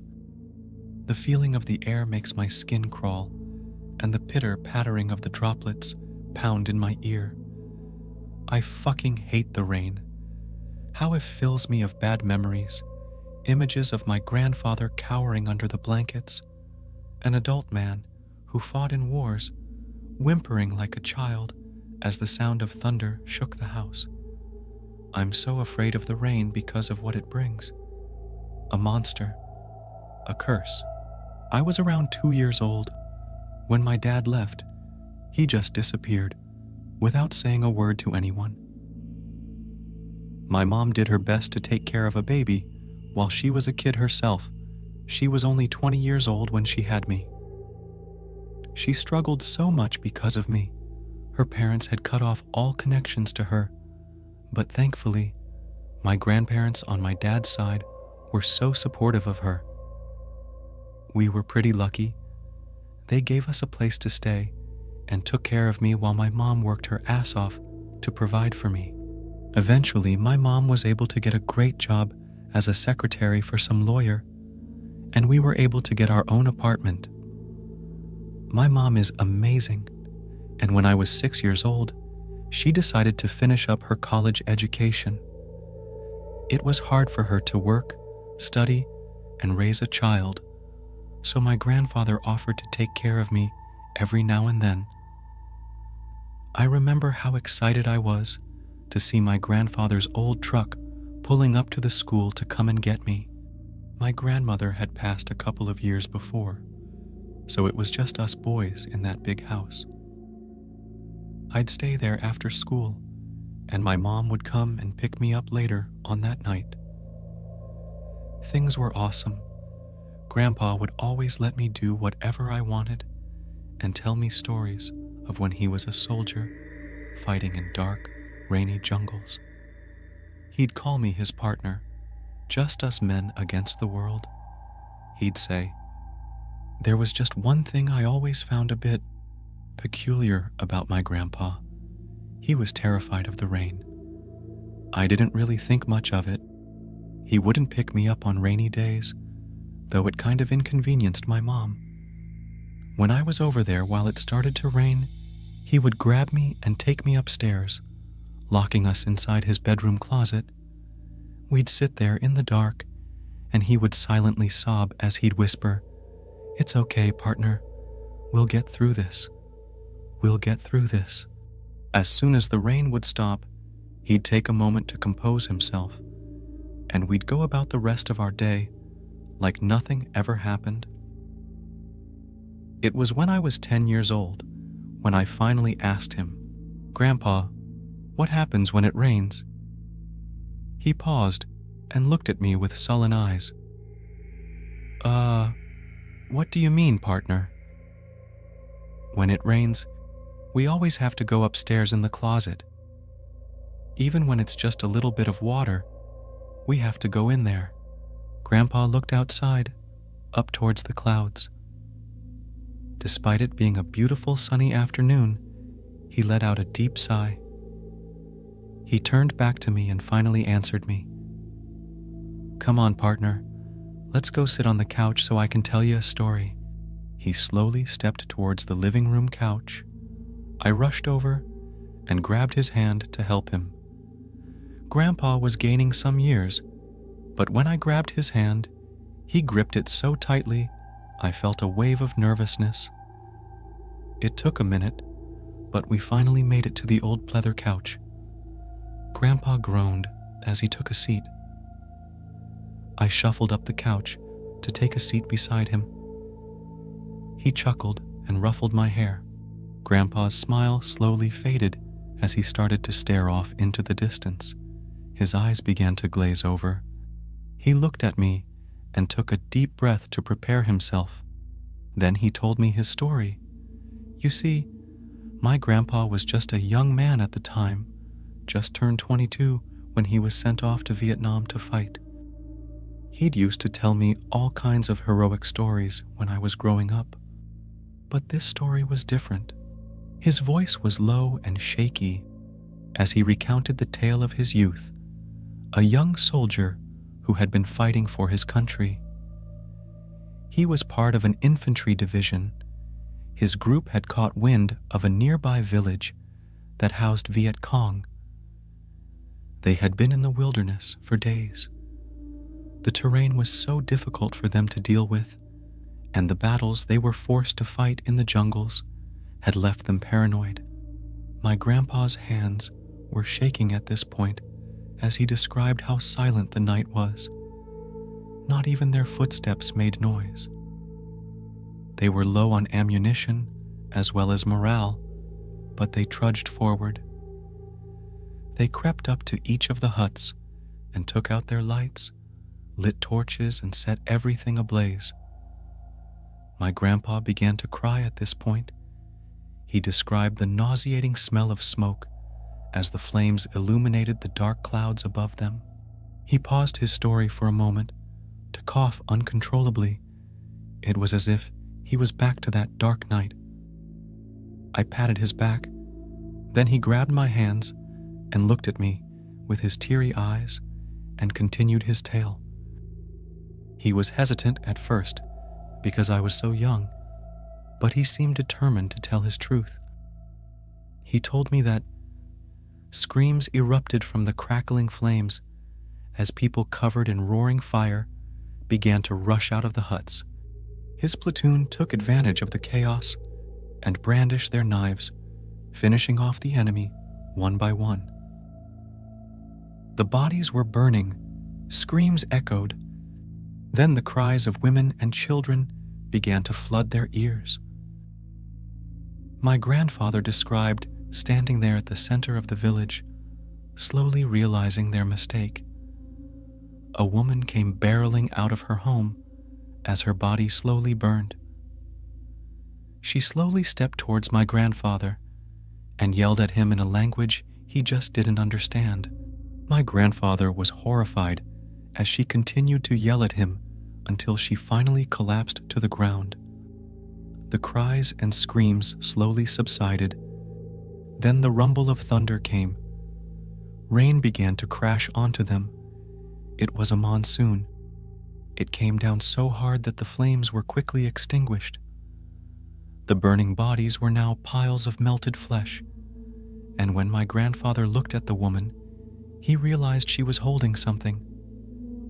He began to describe the nausea he felt, the pure guilt when he realized that she was holding the charred remains of a small baby. My grandfather began to choke up again and let out a disgusting cough. I was too young at the time, but I understood that he was in so much pain. All I could do was hug him as he began to sob. He tightened his arms around me. For a moment I couldn't breathe, but I endured for his sake and returned the hug with as much strength a child could muster. We sat there in silence for a moment until he whispered, "That isn't the worst part, partner. It got much worse." I felt my heart drop as I heard him say that. I tried to look at him, but he kept me tight in his arms. He whispered again, "That woman, she cursed me." Her words, like her flesh that night, were burned into my memories. I felt his body begin to shake as he continued. I inquired about what she said, and apparently she cursed me. She told me that she will get her revenge on me and my men. I felt tears thump onto the top of my back as he finished his story. Every time it rains, she comes for us. One by one, my men began to fall every time the damn rain came. He groaned in pain as he said it. It didn't stop there. She wanted all of my men. She didn't want just them, and she won't stop at me either. He released me from his grasp and looked deep into my eyes. His eyes were filled with an unending sadness. She won't stop until she avenges her child too. She'll go to me, then to your daddy, then to you, and if you happen to make it by then, pray you don't have a son," he said with such terror in his voice. I couldn't control it at that point. It was too much for a child like myself, and I bursted into tears. My grandfather realized what he had done and did his best to distract my young mind to help me forget. He snapped back to normal, and he tried everything to help me forget me. I didn't forget. That story he had told me stuck with me for a long time. He told me to never tell my mom, and I didn't. I was too afraid to tell anyone. I wish I could tell you that was when the story ended, but this is where it will begin. It was that same year, a couple of months after he'd told me the story, on a dark summer night. I was out of school and Mom had to start taking classes at night, so my grandpa suggested I stay over some nights. It was so much fun spending the night at my grandpa's house. We'd watch movies and eat tons of snacks. It was this one particularly afternoon. We were watching some cartoons on TV, and I guess we must have fallen asleep. I'm not sure how long we were out, but I was awoken by the sound of thunder. I looked around, the lights were off, and I could hear rain slowly dropping onto the old home. I placed a hand onto my grandpa's shoulder and tried to shake him awake. He stirred for a moment and slowly opened his eyes. He was about to ask me what time it was until he was interrupted by the rumble of thunder. Despite how dark the house was, I could see his eyes shoot wide open when he started to hear the rain. He grabbed my hand and tried his hardest to get up from the couch. I hopped off the couch and I tried my best to pull him up. "Hurry! Hurry! We have to go upstairs!" he yelled. We made our way towards the stars, and when we reached the bottom of the steps, the rain poured harder outside. The sound of the rushing water was almost deafening. I went a step ahead of my grandpa, holding his hand tightly as we tried to rush upstairs. We made it halfway up the stairs until Grandpa suddenly stopped moving. I turned to look at him, and I saw him looking down the stairs. Something was mixing with the sound of raindrops and thunder. It was a low chirping noise, like someone was making a cicada noise with a broken throat. I looked down towards the darkness. I couldn't see a thing until a crack of lightning illuminated the space around us. It was for a brief moment, but I saw at the foot of the stairwell a glimpse of a dark figure looking towards us. It was thin and naked, with dark, cracked skin. It stood there with its legs bent awkwardly and its neck tilted to one side.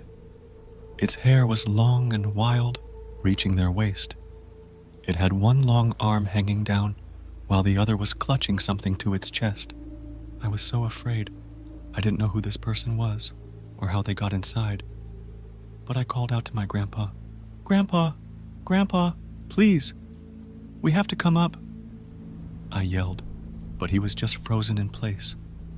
I felt his hands sweat and shake in my grasp. Lightning struck again, and as the room lit up, the figure had gotten a step closer. It was on the stairwell. I let out a scream as I took both hands to try and pull my grandpa up the stairs with me. The rain continued to come down, but that chirping sound, that disgusting low thrum, had gotten louder. Another flash of lightning, and again. It got closer this time. I could see that it was a woman. The woman was burned black head to toe. I could see bits of her charred flesh crack as she began to step closer and closer to us. I was just too small, too weak to pull my grandpa away from her. Suddenly, the lights began to flicker on and off, and I could see what the burnt woman was holding.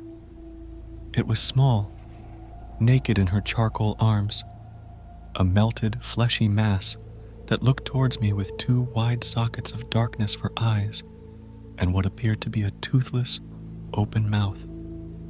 The noise was coming from the small thing. My grandfather let go of my hand and just stood there before them in a daze. I cried out to him again, but my yells were drowned out by a scream. It wasn't just one scream. It sounded as if dozens of people were crying out in pain. The lights flickered wildly, like a strobe light in the room.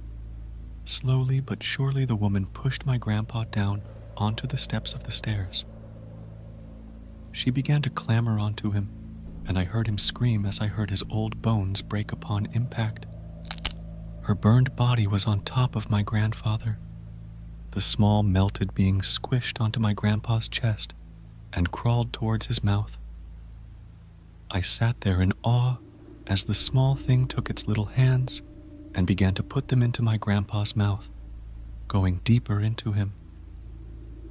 My grandpa tried to resist, but the burnt woman grabbed both of his arms and slammed them onto the stairs.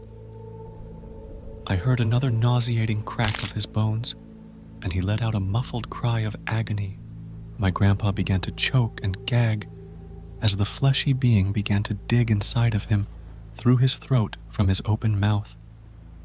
I let out another cry, pleading with them to make it stop, until the little monster began to pull something out of my grandpa. It began to break open his mouth to carefully and meticulously pull out a beating red heart from his chest, up to his throat, out of his fucking mouth. The woman slowly reached out to the thumping heart and grabbed it. It began to look at me with one eye through its long black hair. It pulled the heart towards its lips, and it opened its mouth wider and wider. It revealed sharp black teeth within the void of its mouth and sank them into the heart. It chewed, and the blood from it spilled onto the flesh baby. Its chirping turned into high-pitched squeals of delight as it reveled in the falling blood. After it finished chewing and devouring my poor grandpa's heart, it looked at me and licked the blood off of its cracked lips. She picked up the baby and slowly got up. The lights finally flickered off again, and I stood there in pitch blackness.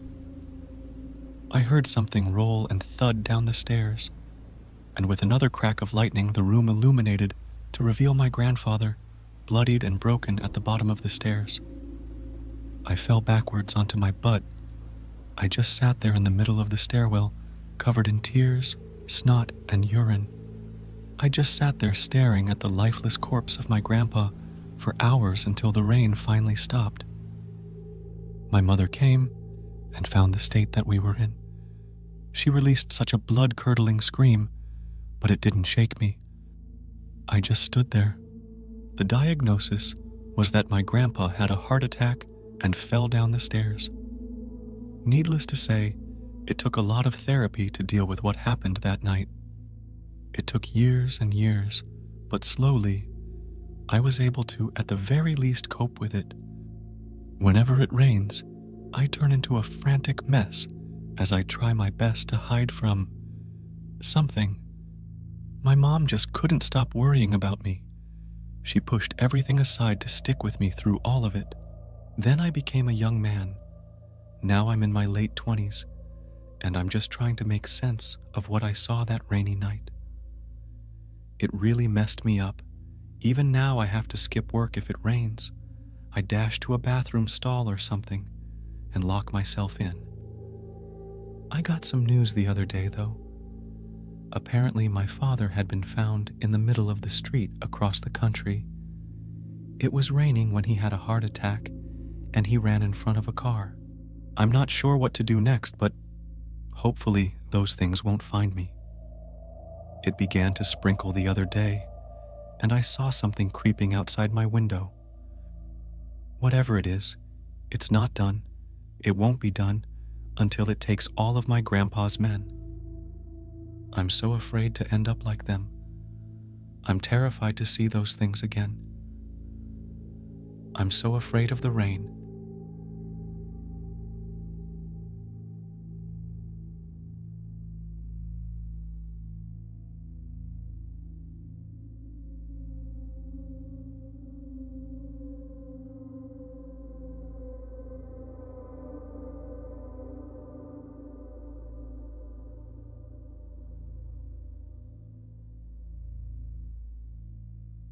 Never accept an invitation from the dark web.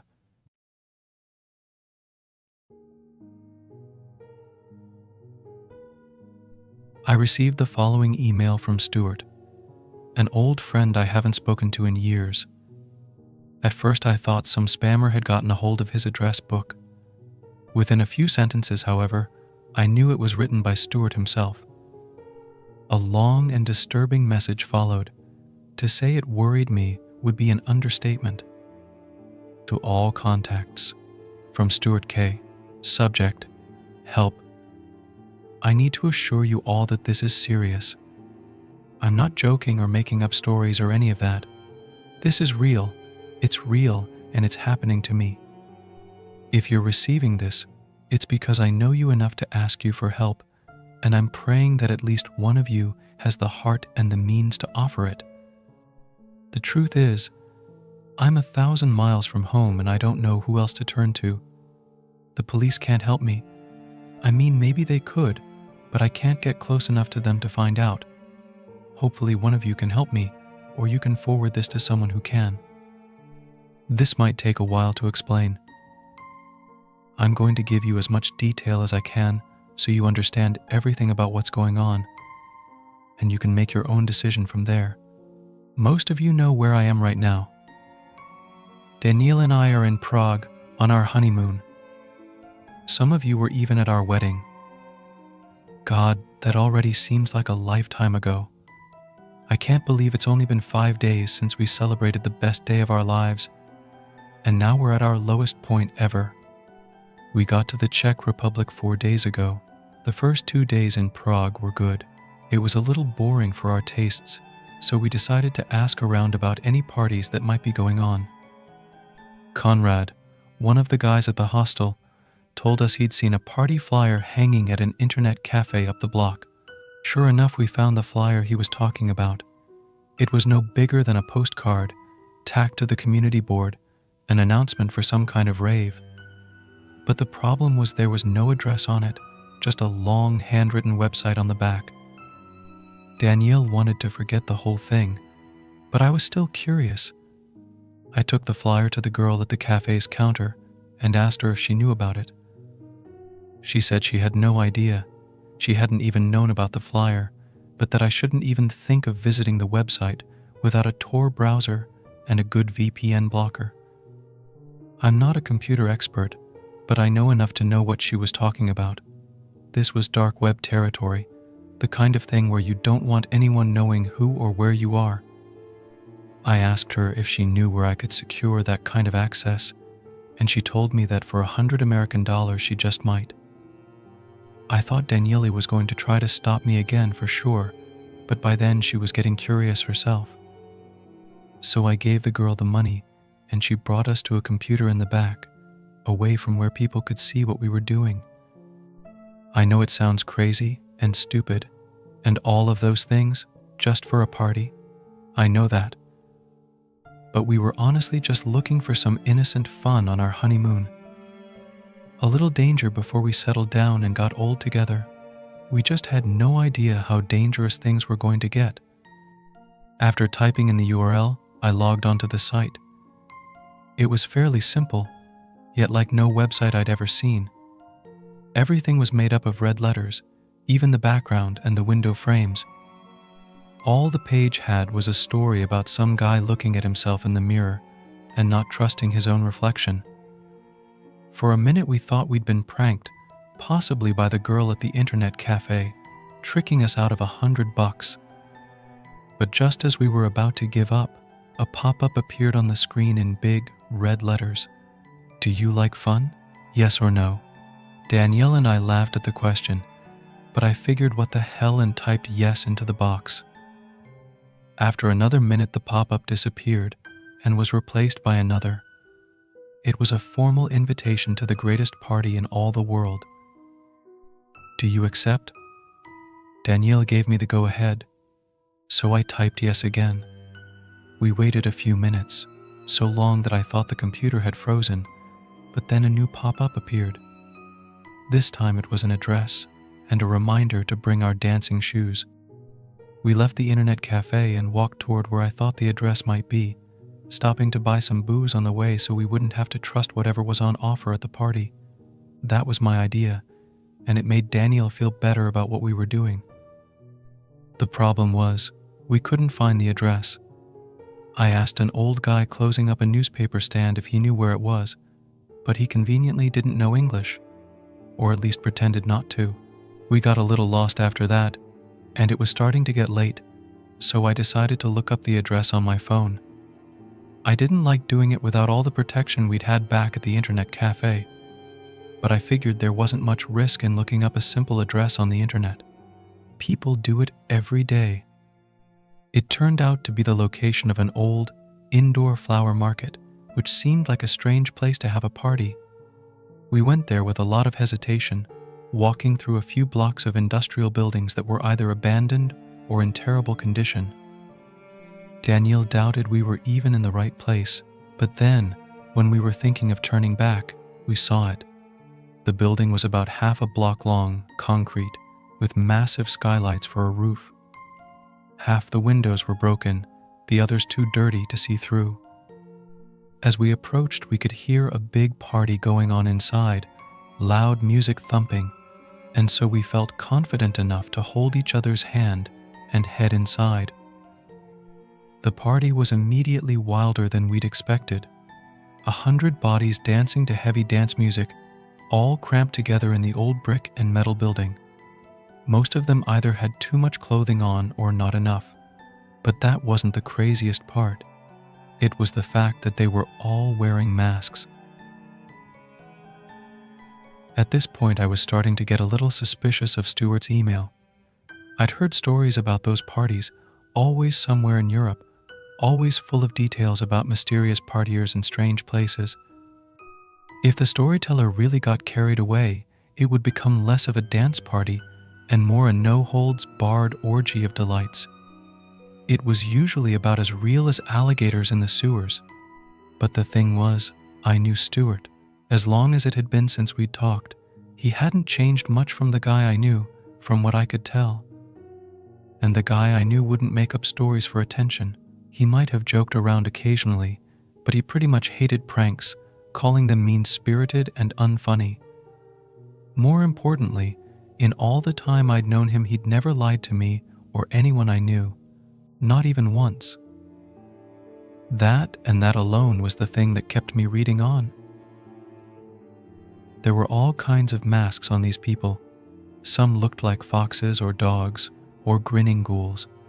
Others were more of the Venetian Mardi Gras style, black and gold with glitter and lace. Blocking our way in was a girl in a Japanese demon mask. She wore a white suit with white shoes. She stopped us and asked if we had invitations. I half expected her to sound Japanese, but her accent was distinctly Eastern European, though exactly where she was from I couldn't make out. I didn't know what to say, but then Danielle told her about the website from the flyer. The Japanese demon girl stared at us for what felt like a full minute. Eventually, like a spell had been broken, she handed a mask to each of us. They were white faces, with slits for eyes, and she didn't let us walk past her until we put them on. It's safe to say Danielle and I were weirded out, but as we drifted into the crowd, the loud dance music pumping from speakers somewhere above, we started to get into it. Lights were spinning and strobing, smoke spewed out of machines. The stars twinkled through the broken skylights as we danced and drank and enjoyed ourselves, looking forward to our new life. I realize this may sound like a lot for an email, especially a cry for help, but I'm only telling you this because it was the last good moment we shared together. After a while, the booze was starting to go through me. I asked one of the masked partiers where the bathroom was, and he pointed to a door at the other side of the building. Danielle held my mask and waited for me as I ducked through the rusty, metal door, which I learned too late led not to a bathroom but outside, to a back lot. I tried to turn back, but the door had already closed behind me. The music immediately cut out. Standing in an empty lot overgrown with weeds and loud with crickets, I thought someone had played a trick on me. Then I realized it was probably what people were using for a bathroom, so I stepped carefully into the shoulder-high weeds and went as quickly as I could. When I was done, I found the door I'd exited from was actually locked, and no amount of banging was getting anyone's attention. The most intense panic attack I'd ever felt hit me as I realized what I'd done. I dragged Danielle to an illegal party in some abandoned building on the outskirts of Prague without telling anyone where we'd gone, and then I topped it off by leaving her alone. I ran through that weed-infested lot faster than I've ever run in my life. The building was half a block long, but it felt like 10.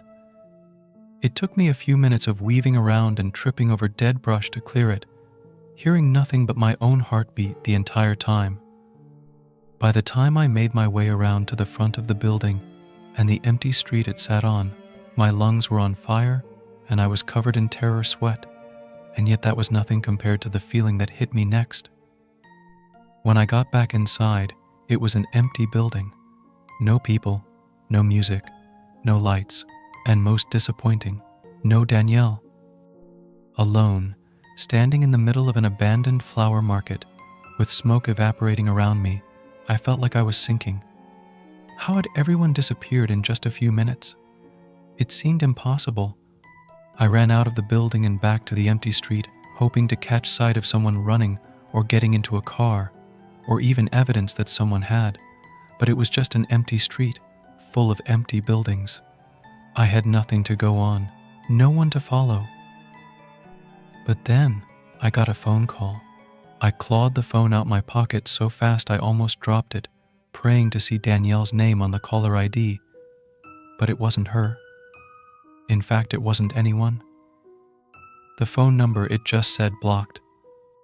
I almost didn't pick up, but the thought that it might be Danielle that there was even a chance of it, made my decision for me. "Hello, Stuart," a deep voice said, sending a chill up my back. It was distorted, almost inhuman. They were either using a voice changer or had a damaged throat of some kind. I asked them who they were, what they wanted, and I wasn't polite about it. Either they knew something I needed to know immediately, or it had nothing to do with Danielle and they were wasting my time. But their reply, in that same alien voice, made my heart drop 1,000 miles. Those words I'll never forget. 100 years from now I could recite them word for word. Go to police, she dies. Talk to anyone, she dies. Bring coin to Red Warehouse, she lives. I shouted into the phone, demanding they let Danielle go, but it was too late. The line had gone dead, leaving me screaming at no one. The people in the masks, whoever they were, had made their demands, and yet I didn't know what they were talking about. Bring a coin to the Red Warehouse? What kind of cryptic insanity was that? In full-blown panic, I ran all the way to the internet cafe where we'd gotten the invitation, but it was already long closed. In all the craziness, I hadn't even realized how late it was. I jogged back to the hostel, nearly exhausted, and asked Conrad and anyone else I could find if they knew about either a Red Warehouse or a group of psychos in masks. No one had seen a Red Warehouse that they could remember, and absolutely no one said anything about the people in the masks. Like the guy at the newspaper stand, they either didn't know or they pretended not to. I went back to our room to see if by some miracle Danielle had reappeared there, possibly after making an escape, but the room was empty. Empty except for one thing. There was a folded up piece of paper sitting on the bed, which I grabbed and immediately unfolded. It had only 2 words written on it, but they were enough to make my blood go cold. Stop questions. I nearly broke down right then and there. Who were these people, and how was it they seemed to be everywhere and nowhere? They had to be watching me to know I was asking questions, and yet I'd seen no one. After I'd gathered myself, I pocketed the note. It was the one piece of evidence I had that these people even existed, and with that I left the hostel. I must have walked around all night searching for a Red Warehouse, for a needle in a haystack. I went back toward the abandoned flower market, figuring that made sense, but when I didn't find any red buildings, I started circling out further and further, expanding the search until it felt like I'd walked across half the city. I got more desperate as the night went on, picturing all the horrible things they might be doing to Danielle. I even searched on my phone for red warehouses, red buildings, and just plain warehouses, hoping to narrow it down. I swore I was being watched from windows and alleys when my back was turned, but whenever I looked there was no one there. But when I did it, when I finally found it, I knew right away it was the one I was looking for. It was the kind of place you wouldn't give a second look if you were just passing by, but once you knew to look for it, once you had some clue as to the terrible things happening inside, you couldn't help but notice how wrong it looked. Not a single homeless person or stray dog were anywhere near the building, like they all knew to keep their distance. Even the rats stayed away from that place. Me, I had no choice. I walked through the front door of the red warehouse expecting a guard or a bouncer or something, but found no one there to stop me. I got the feeling they didn't worry much about people trying to get in. The warehouse was old and falling apart, pitch dark, with a ceiling of rusted-out girders. It had been built as one big, open space, but then cut up into smaller rooms by hand-built walls. Sheets of corrugated metal were soldered together with fences and discarded highway signs. Reused bricks mixed with nailed-together wood. Indescribable smells and sounds hit me from every side as I walked through that warehouse, not wanting but having to look inside the rooms for some sign of Danielle. Even now my mind is struggling to make sense of those images, to the point where I might be combining some of them. Not that it even matters, it was all one big nightmare. I saw a young girl wearing a baby doll mask. She was seated at a small table and was shoveling spoonfuls of slop into her plastic mouth. I saw a man with no feet lying on a hospital gurney. He was in what I can only describe as ecstasy as a man with an apron cut strips from his back. I saw a naked woman struggling to breathe inside a layer of black latex. It was one confusing scene after another.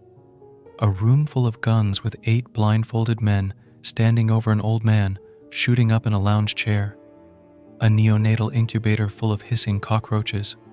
A large book, heavy, propped up on a table with a cover that looked like dried skin. An Indian man with no eyes with wires attached to his face. And in every shadow, a computer screen with someone behind it. A camera connected to some place in the world, silent eyes watching. Finally, I reached a room with someone in it I recognized. The girl in the white suit and Japanese demon mask was standing next to a small crate, maybe 3 feet high, surrounded by 4 men twice her size. Each of them wore a different mask. At least one of them I recognized from the flower market. The demon mask girl asked me for the coin, but instead of listening to her, I demanded to see Danielle. "You can't see her, you can only hear her," she said. Then she kicked the crate next to her. I thought it was too small to fit someone inside of, but I was wrong. The shouts and cries that came from inside belonged to Danielle. She must have been horribly cramped inside that box, barely able to breathe. I nearly pounced on the demon mask girl, but the 4 men stopped me. When I had calmed down, I asked why they went through so much trouble to take people, why they didn't just grab them off the street. Honestly, I wish I hadn't asked. She said it was because they liked to have fun. Even behind the mask, I could tell she was smiling. Then she told me I could exchange the coin for the crate, but I said I didn't know what coin she was talking about. Her reply was as strange as it was disturbing. Any coin we choose to accept. I asked her who we were, who the voice on the phone was, but she only laughed. She didn't stop. When I left, she was still laughing, the sound of it mixing with the hissing of cockroaches and the stretching of latex. These people are crazy. All they're asking for is a coin. 1 coin for Danielle's life. That's all I need to do, and they'll let her go. I'm going back now, and I hope to God I chose the right coin. This is the part I need your help with. If the coin doesn't go in my favor, I need someone to do the same thing for me. I'll write you all again tomorrow if I make it out. If you don't hear from me, that means it didn't go well. I beg you not to go to the police. If you even talk to them, these people will kill us. They were very clear about this. Somehow they'll know. They're watching even when you don't think they are. If you find it in your heart to help, come to Prague, search for the Red Warehouse, and bring a coin. If you can't, if you're too scared, or you don't have the means, please forward this to everyone you know. Maybe one of them can help. That was the end of his email. The message was strange enough on its own, but then a little while later, Stuart Blind CC'd me on a second email. Collector, from Stuart K. Subject, it's done. I sent the email you told me to. Please just let Danielle go. I didn't give the address so you can trace them by their searches. There's only one thing I'm begging you. Whoever shows up, just make it quick. It seemed like a mistake, an accidental click. If not, then it was a secret cry for help. I deleted the email as fast as I could before anyone found out I'd read it. But then, just a little after that, I received one final email. This time it was from Collector, and all it said was this: "Would you like to have some fun?" The weirdest website I've ever found. I really don't know how to start this post. I'm really not sure of much anymore. I can't give you my real name, but you can call me Joseph. Forgive me. I know I am being rather obtuse, but I really don't have much of a choice. Allow me to explain. I'm a computer engineer and I've worked with computers for many years, for both work and play. I know my way around the internet pretty well, both the surface and deep web. I tend to focus a lot of my free time on the deep web. As most of you are probably already aware, You can find some rather shady stuff there. Criminals, lunatics, and hackers abound there, so you have to watch your step. It kind of goes without saying at this point, I guess. You can find some pretty messed up stuff on there, no doubt about it. A strong stomach is a must for it, because it is all but inevitable that you will stumble into a place you were not prepared for. It's happened to me on several occasions, but after a while you kind of learn how to navigate a bit better. Little hints and details within where links are found can be used to at least guess what's on the other side. Kind of hard to explain, but that's not really why I'm here. In a strange kind of way, I find it all fascinating. The deep web allows you to get a completely uncensored view of humanity's darkest secrets. It allows you to get a small glimpse into the mind of the psychotic and the depraved. Now, I am not a person who is easily unnerved, at least not usually. As stated before, I've stumbled upon many sick things on the deep web. I've seen torture, mutilation, animal cruelty, and even a snuff video or two. No amount of human depravity really surprises me anymore. A couple days ago, however, I stumbled upon something that really made me question my previous statement. I'm not exactly sure how I got there. I was high at the time, and tend to just randomly click on links and see what comes up. Stupid, I know, but whatever. I usually go onto the hidden wiki and other catalog sites, and just kind of randomly start clicking about. I ended up on some random forum called Nightmare Asylum, or some edgy cliché like that. With nothing better to do, I began to browse the forum. Most of it was hot garbage, just the usual trolls, anti-Semites and lunatics. Although there was one thread that caught my attention. It was titled simply, "You need to see this." I took the bait and clicked on the thread. There was only one thing within the thread.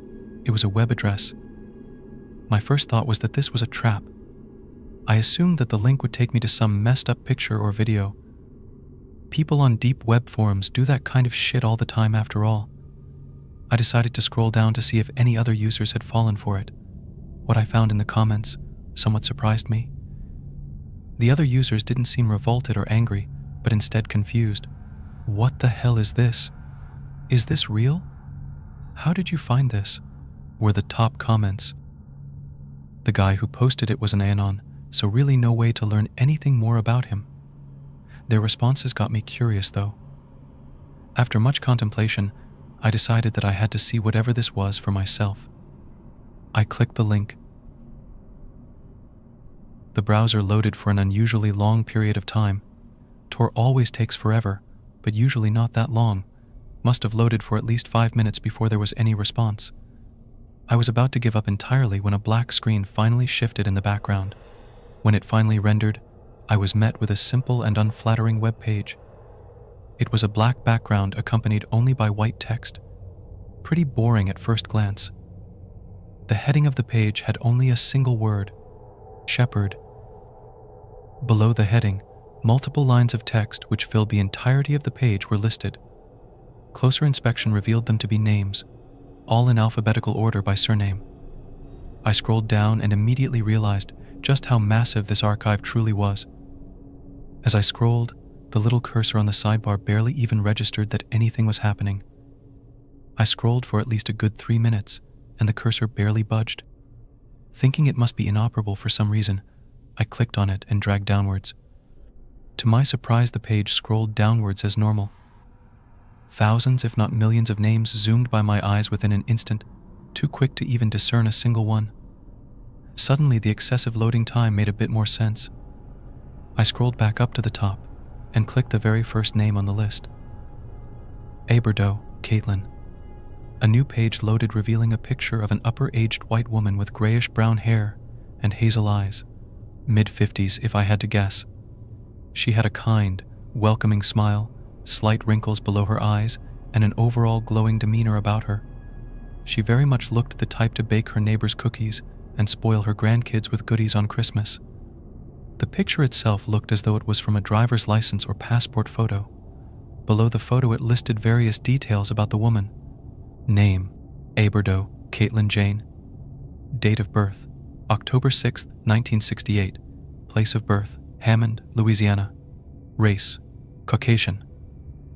Now, obviously I'm not trying to dox the woman, So no, I'm not giving out her social security, but yes, it was on there. Up to this point, things were looking pretty standard, at least by Deepweb standards. Docs sites are unfortunately all over the place, and information like this is surprisingly easy to come by. One reason why it pays massive dividends to make sure you have some sort of data protection plan in effect. Anyways, it got significantly more interesting beyond that point. I could see that her location was Jessup, Georgia.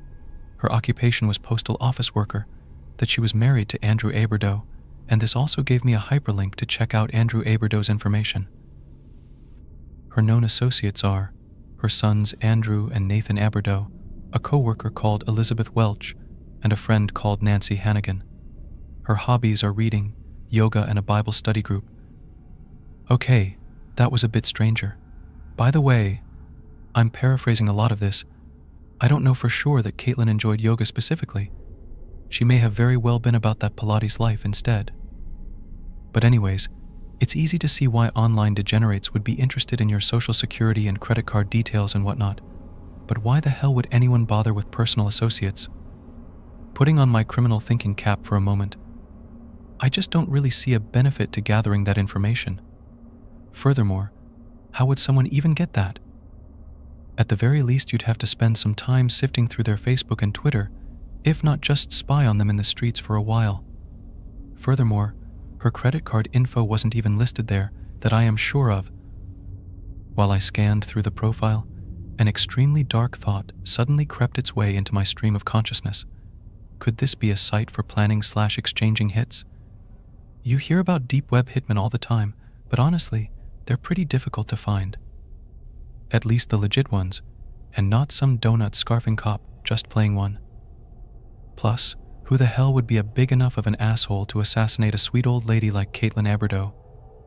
Scrolling further down revealed there to be a lot more personal information on there as well, but honestly it's not really worth the time to list all of it out. But don't take that to mean it isn't important. On the contrary, it made it all the more bizarre.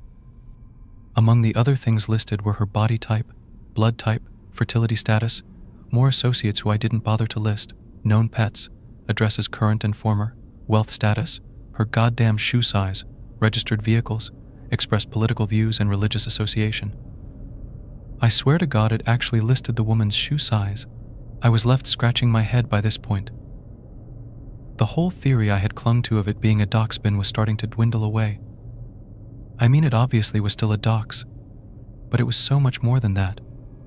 Who would even be able to find the breed of her childhood dog, or essays she had written in college, and not to mention freaking shoe size?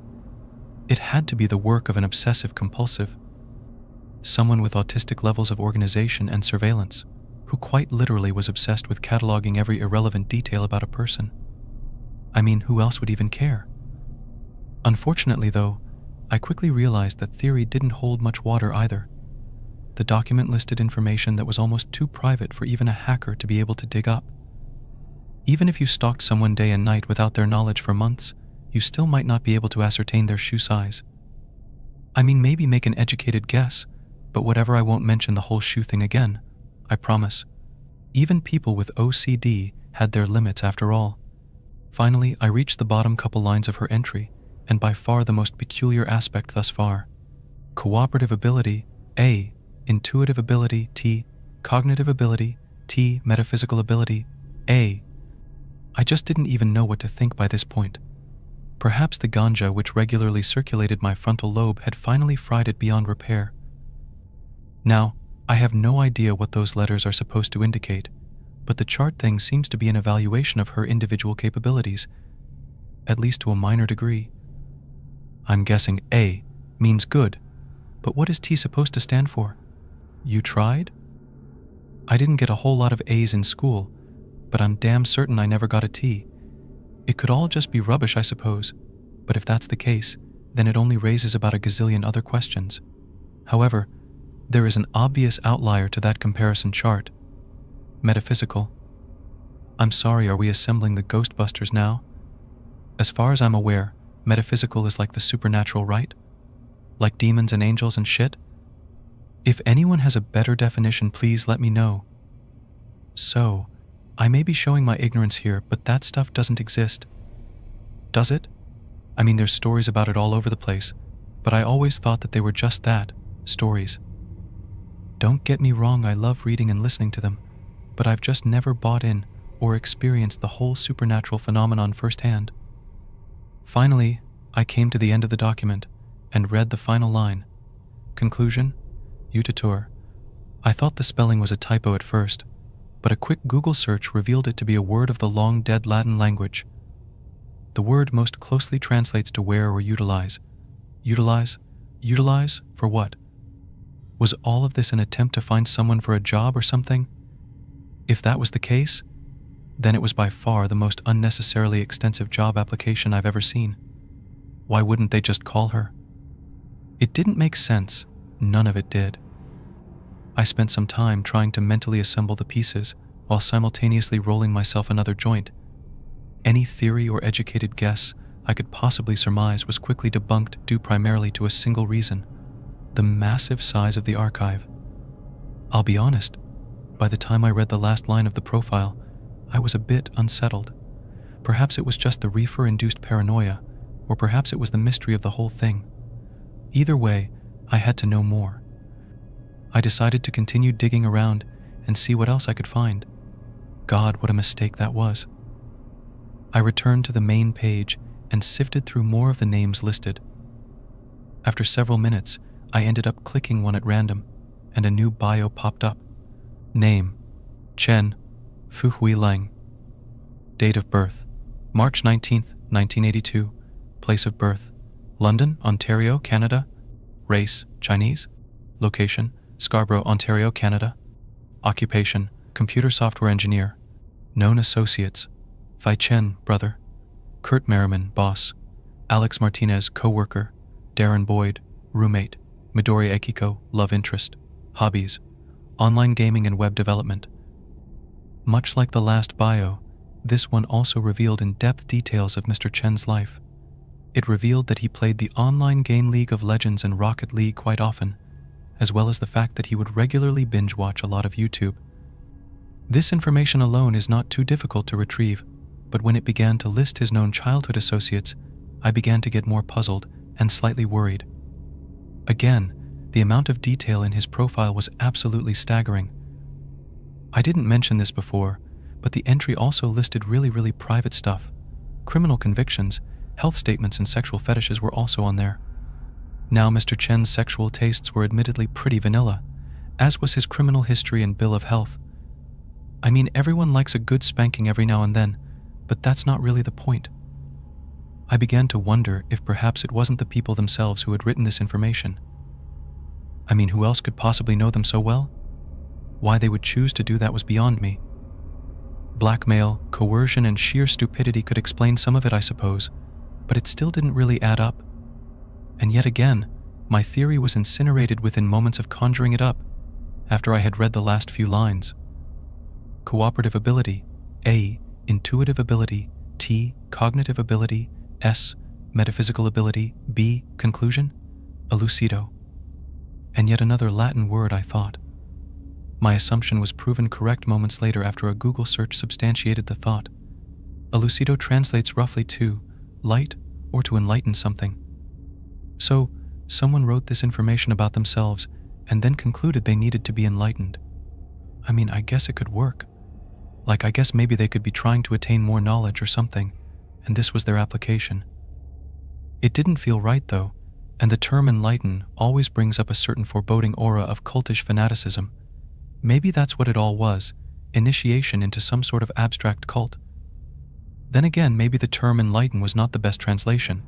Perhaps education, or further education, or re-education is more accurate. I can't be sure, but the term re-educated always gives me the heebie-jeebies. Too many Orwellian vibes from a word like that. Either way, though, I had 2 new letters to now work with: S and B. Now, judging by Mr. Chen's profile, I now suspected that S is a pretty high ranking. The dude is a computer engineer after all, so he has to be pretty smart. I assumed that in turn would give him a high cognitive ability ranking. I think A is relatively high as well, but not as high as S. Both he and Mrs. Aberdo scored an A on cooperation. When you think about it, a computer engineer, and a sweet old woman would likely be relatively cooperative and agreeable people. At least I would assume that is the case. I suspect that B is lower than A, but admittedly that's only because of their respective places in the alphabet. Plus that doesn't go too well with the whole S and T dichotomy.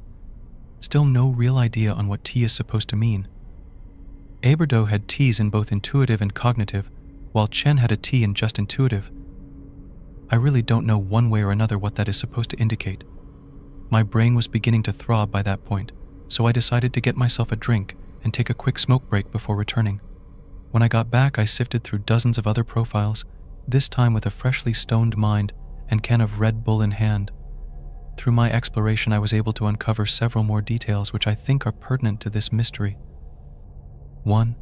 All profiles I viewed seemed to retain the same or similar amounts of detail to the two I have previously mentioned. 2. The profiles did not seem to discriminate based upon country of origin, as I found profiles from people all over the world. 3. I found 3 additional types of rankings with U, P, and E. U was relatively common and seemed dispersed widely to many different profiles.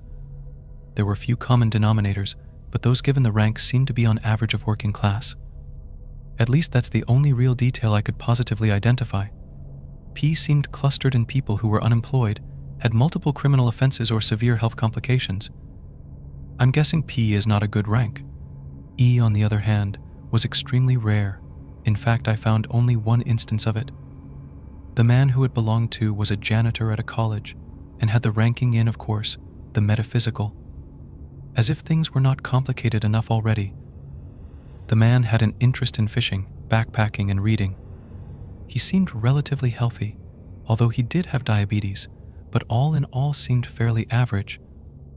This made guessing upon the significance of E rather difficult, especially due to the ranking coming in the opaque category of metaphysical. I want to say E is a good ranking, but honestly it could go either way. What is clear is that due to its rarity, it is likely that it indicates either really good or really bad. 4. Several profiles I witnessed had a large X imprinted across the details. Further analysis quickly indicated that these people who possessed the X'd out profiles had all since deceased. This may seem insignificant, but hackers are very much capable of utilizing the info of dead people for their benefit, at least for a while. You'd be surprised how long it takes credit card companies to realize the person with the account has died. For a hacker who's trying to sell people's private information, there really is no reason to disclose the fact that they have died. 5. There seemed to be no age requirement or limit for details listed on the site. I found people well into their 90s, as well as kids less than 5 years old. 6. This is probably the most troubling detail of the lot, and as you may have guessed, it involves the conclusions. As stated before, there were 2 possibilities, as seen with our friends Aberdo and Chen, Utator and Elucido. But I found 2 more, Messis and Abishendi. Both were also Latin words. Messis translates to harvest, and Abishendi translates to throw away or dispose of. Now, I don't pretend to know what harvest is supposed to mean, and honestly, I'm not even going to guess. I think we've proven thus far that my theories aren't exactly Nobel Prize worthy, but I'll admit that it makes my heart quiver in my chest when I think of possible implications. However, I think dispose is pretty self-explanatory. The thing that truly disturbed me about it, though, was the frequency in which it was used. It seemed that 3 out of every 4 profiles I checked ended in that dreaded conclusion, Abisendi. By the time I took a break from sifting through the logs, it was almost 3 a.m. My eyes watered from hours of staring at the fog screen, and head pounded from overuse of logic and speculation. I think I knew what it was by that point, though. A hoax, a charade, a work of fiction pulled off by countless authors for unknown purposes. It had to be. No one was capable of pulling off the vast amount of research and observation required for even a single profile, let alone the millions on there.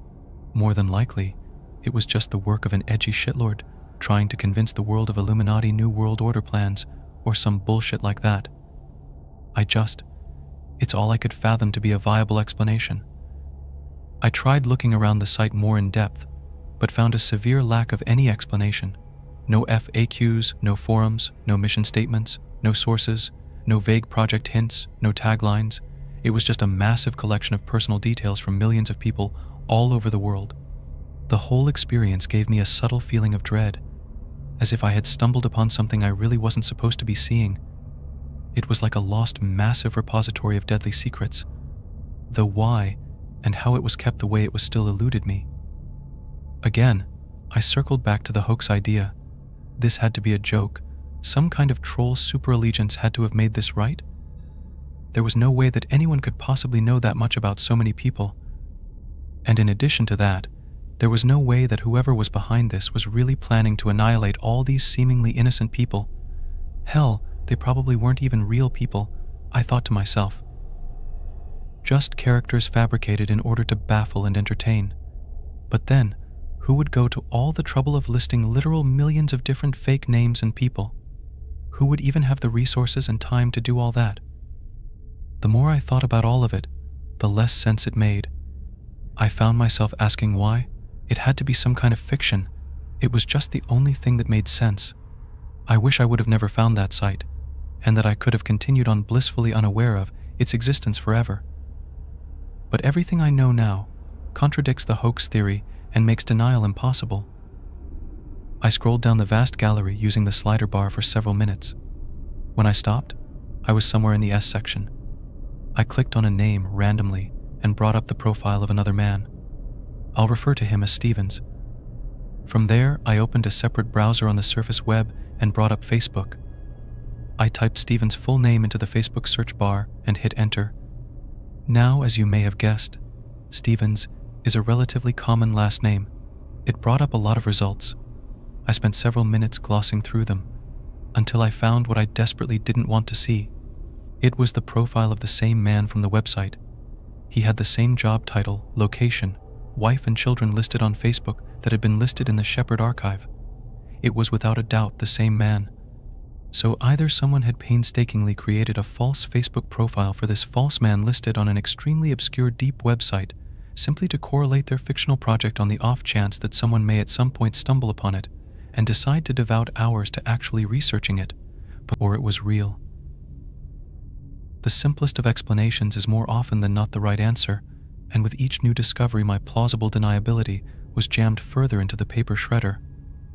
A Google search of Stevens also turned up a Twitter account, LinkedIn profile, and even an amateur cooking blog under his name.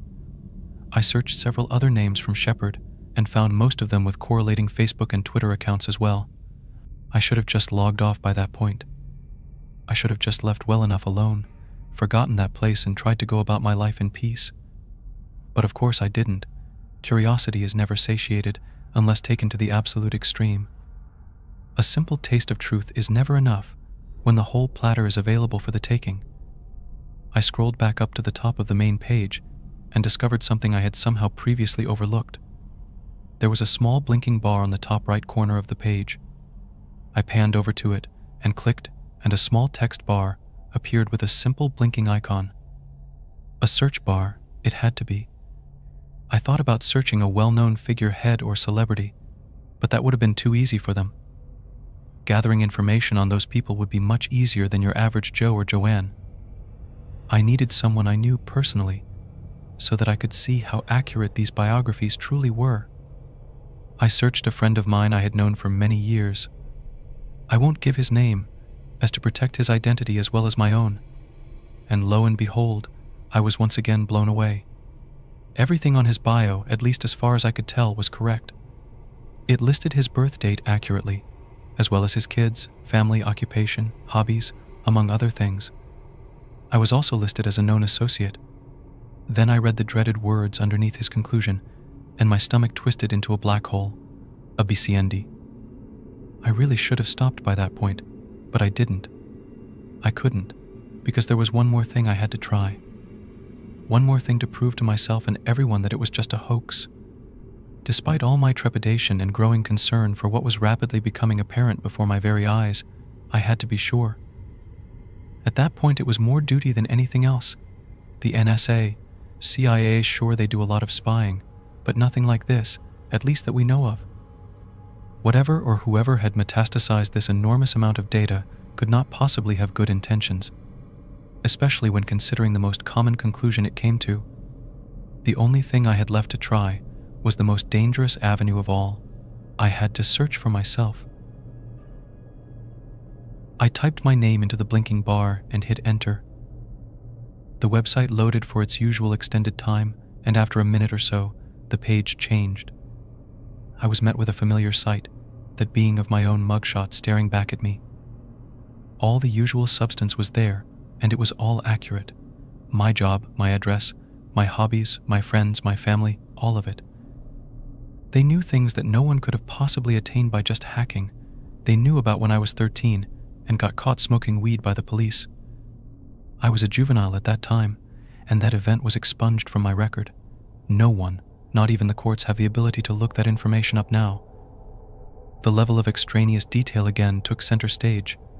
My profile contained old medical prescriptions from over a decade ago, the likes of which I had not used in years. It even made note of a scar on my right knee, a scar I had not gotten from a medical procedure, but from playing on the park when I was 10 years old. There was no way they could have possibly known that, and yet there it was in black and white. The bio's last several lines listed the following: cooperative ability, B; intuitive ability, A; cognitive ability, A; metaphysical ability, U. Anyone care to guess what the ultimate conclusion under my bio was? I left the site after that point and shut down the browser, feeling wholeheartedly defeated and exhausted. I put my hand on my temple and rubbed my throbbing head. The realization of all this was a lot to take in so suddenly.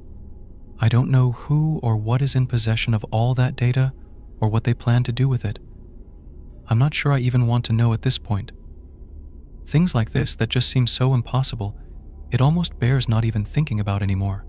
Makes you want to just kind of curl up into a ball and shut out the world forever. At some point you just end up succumbing to your complete insignificance in the grand scheme of things. What is someone like me supposed to do against something like this?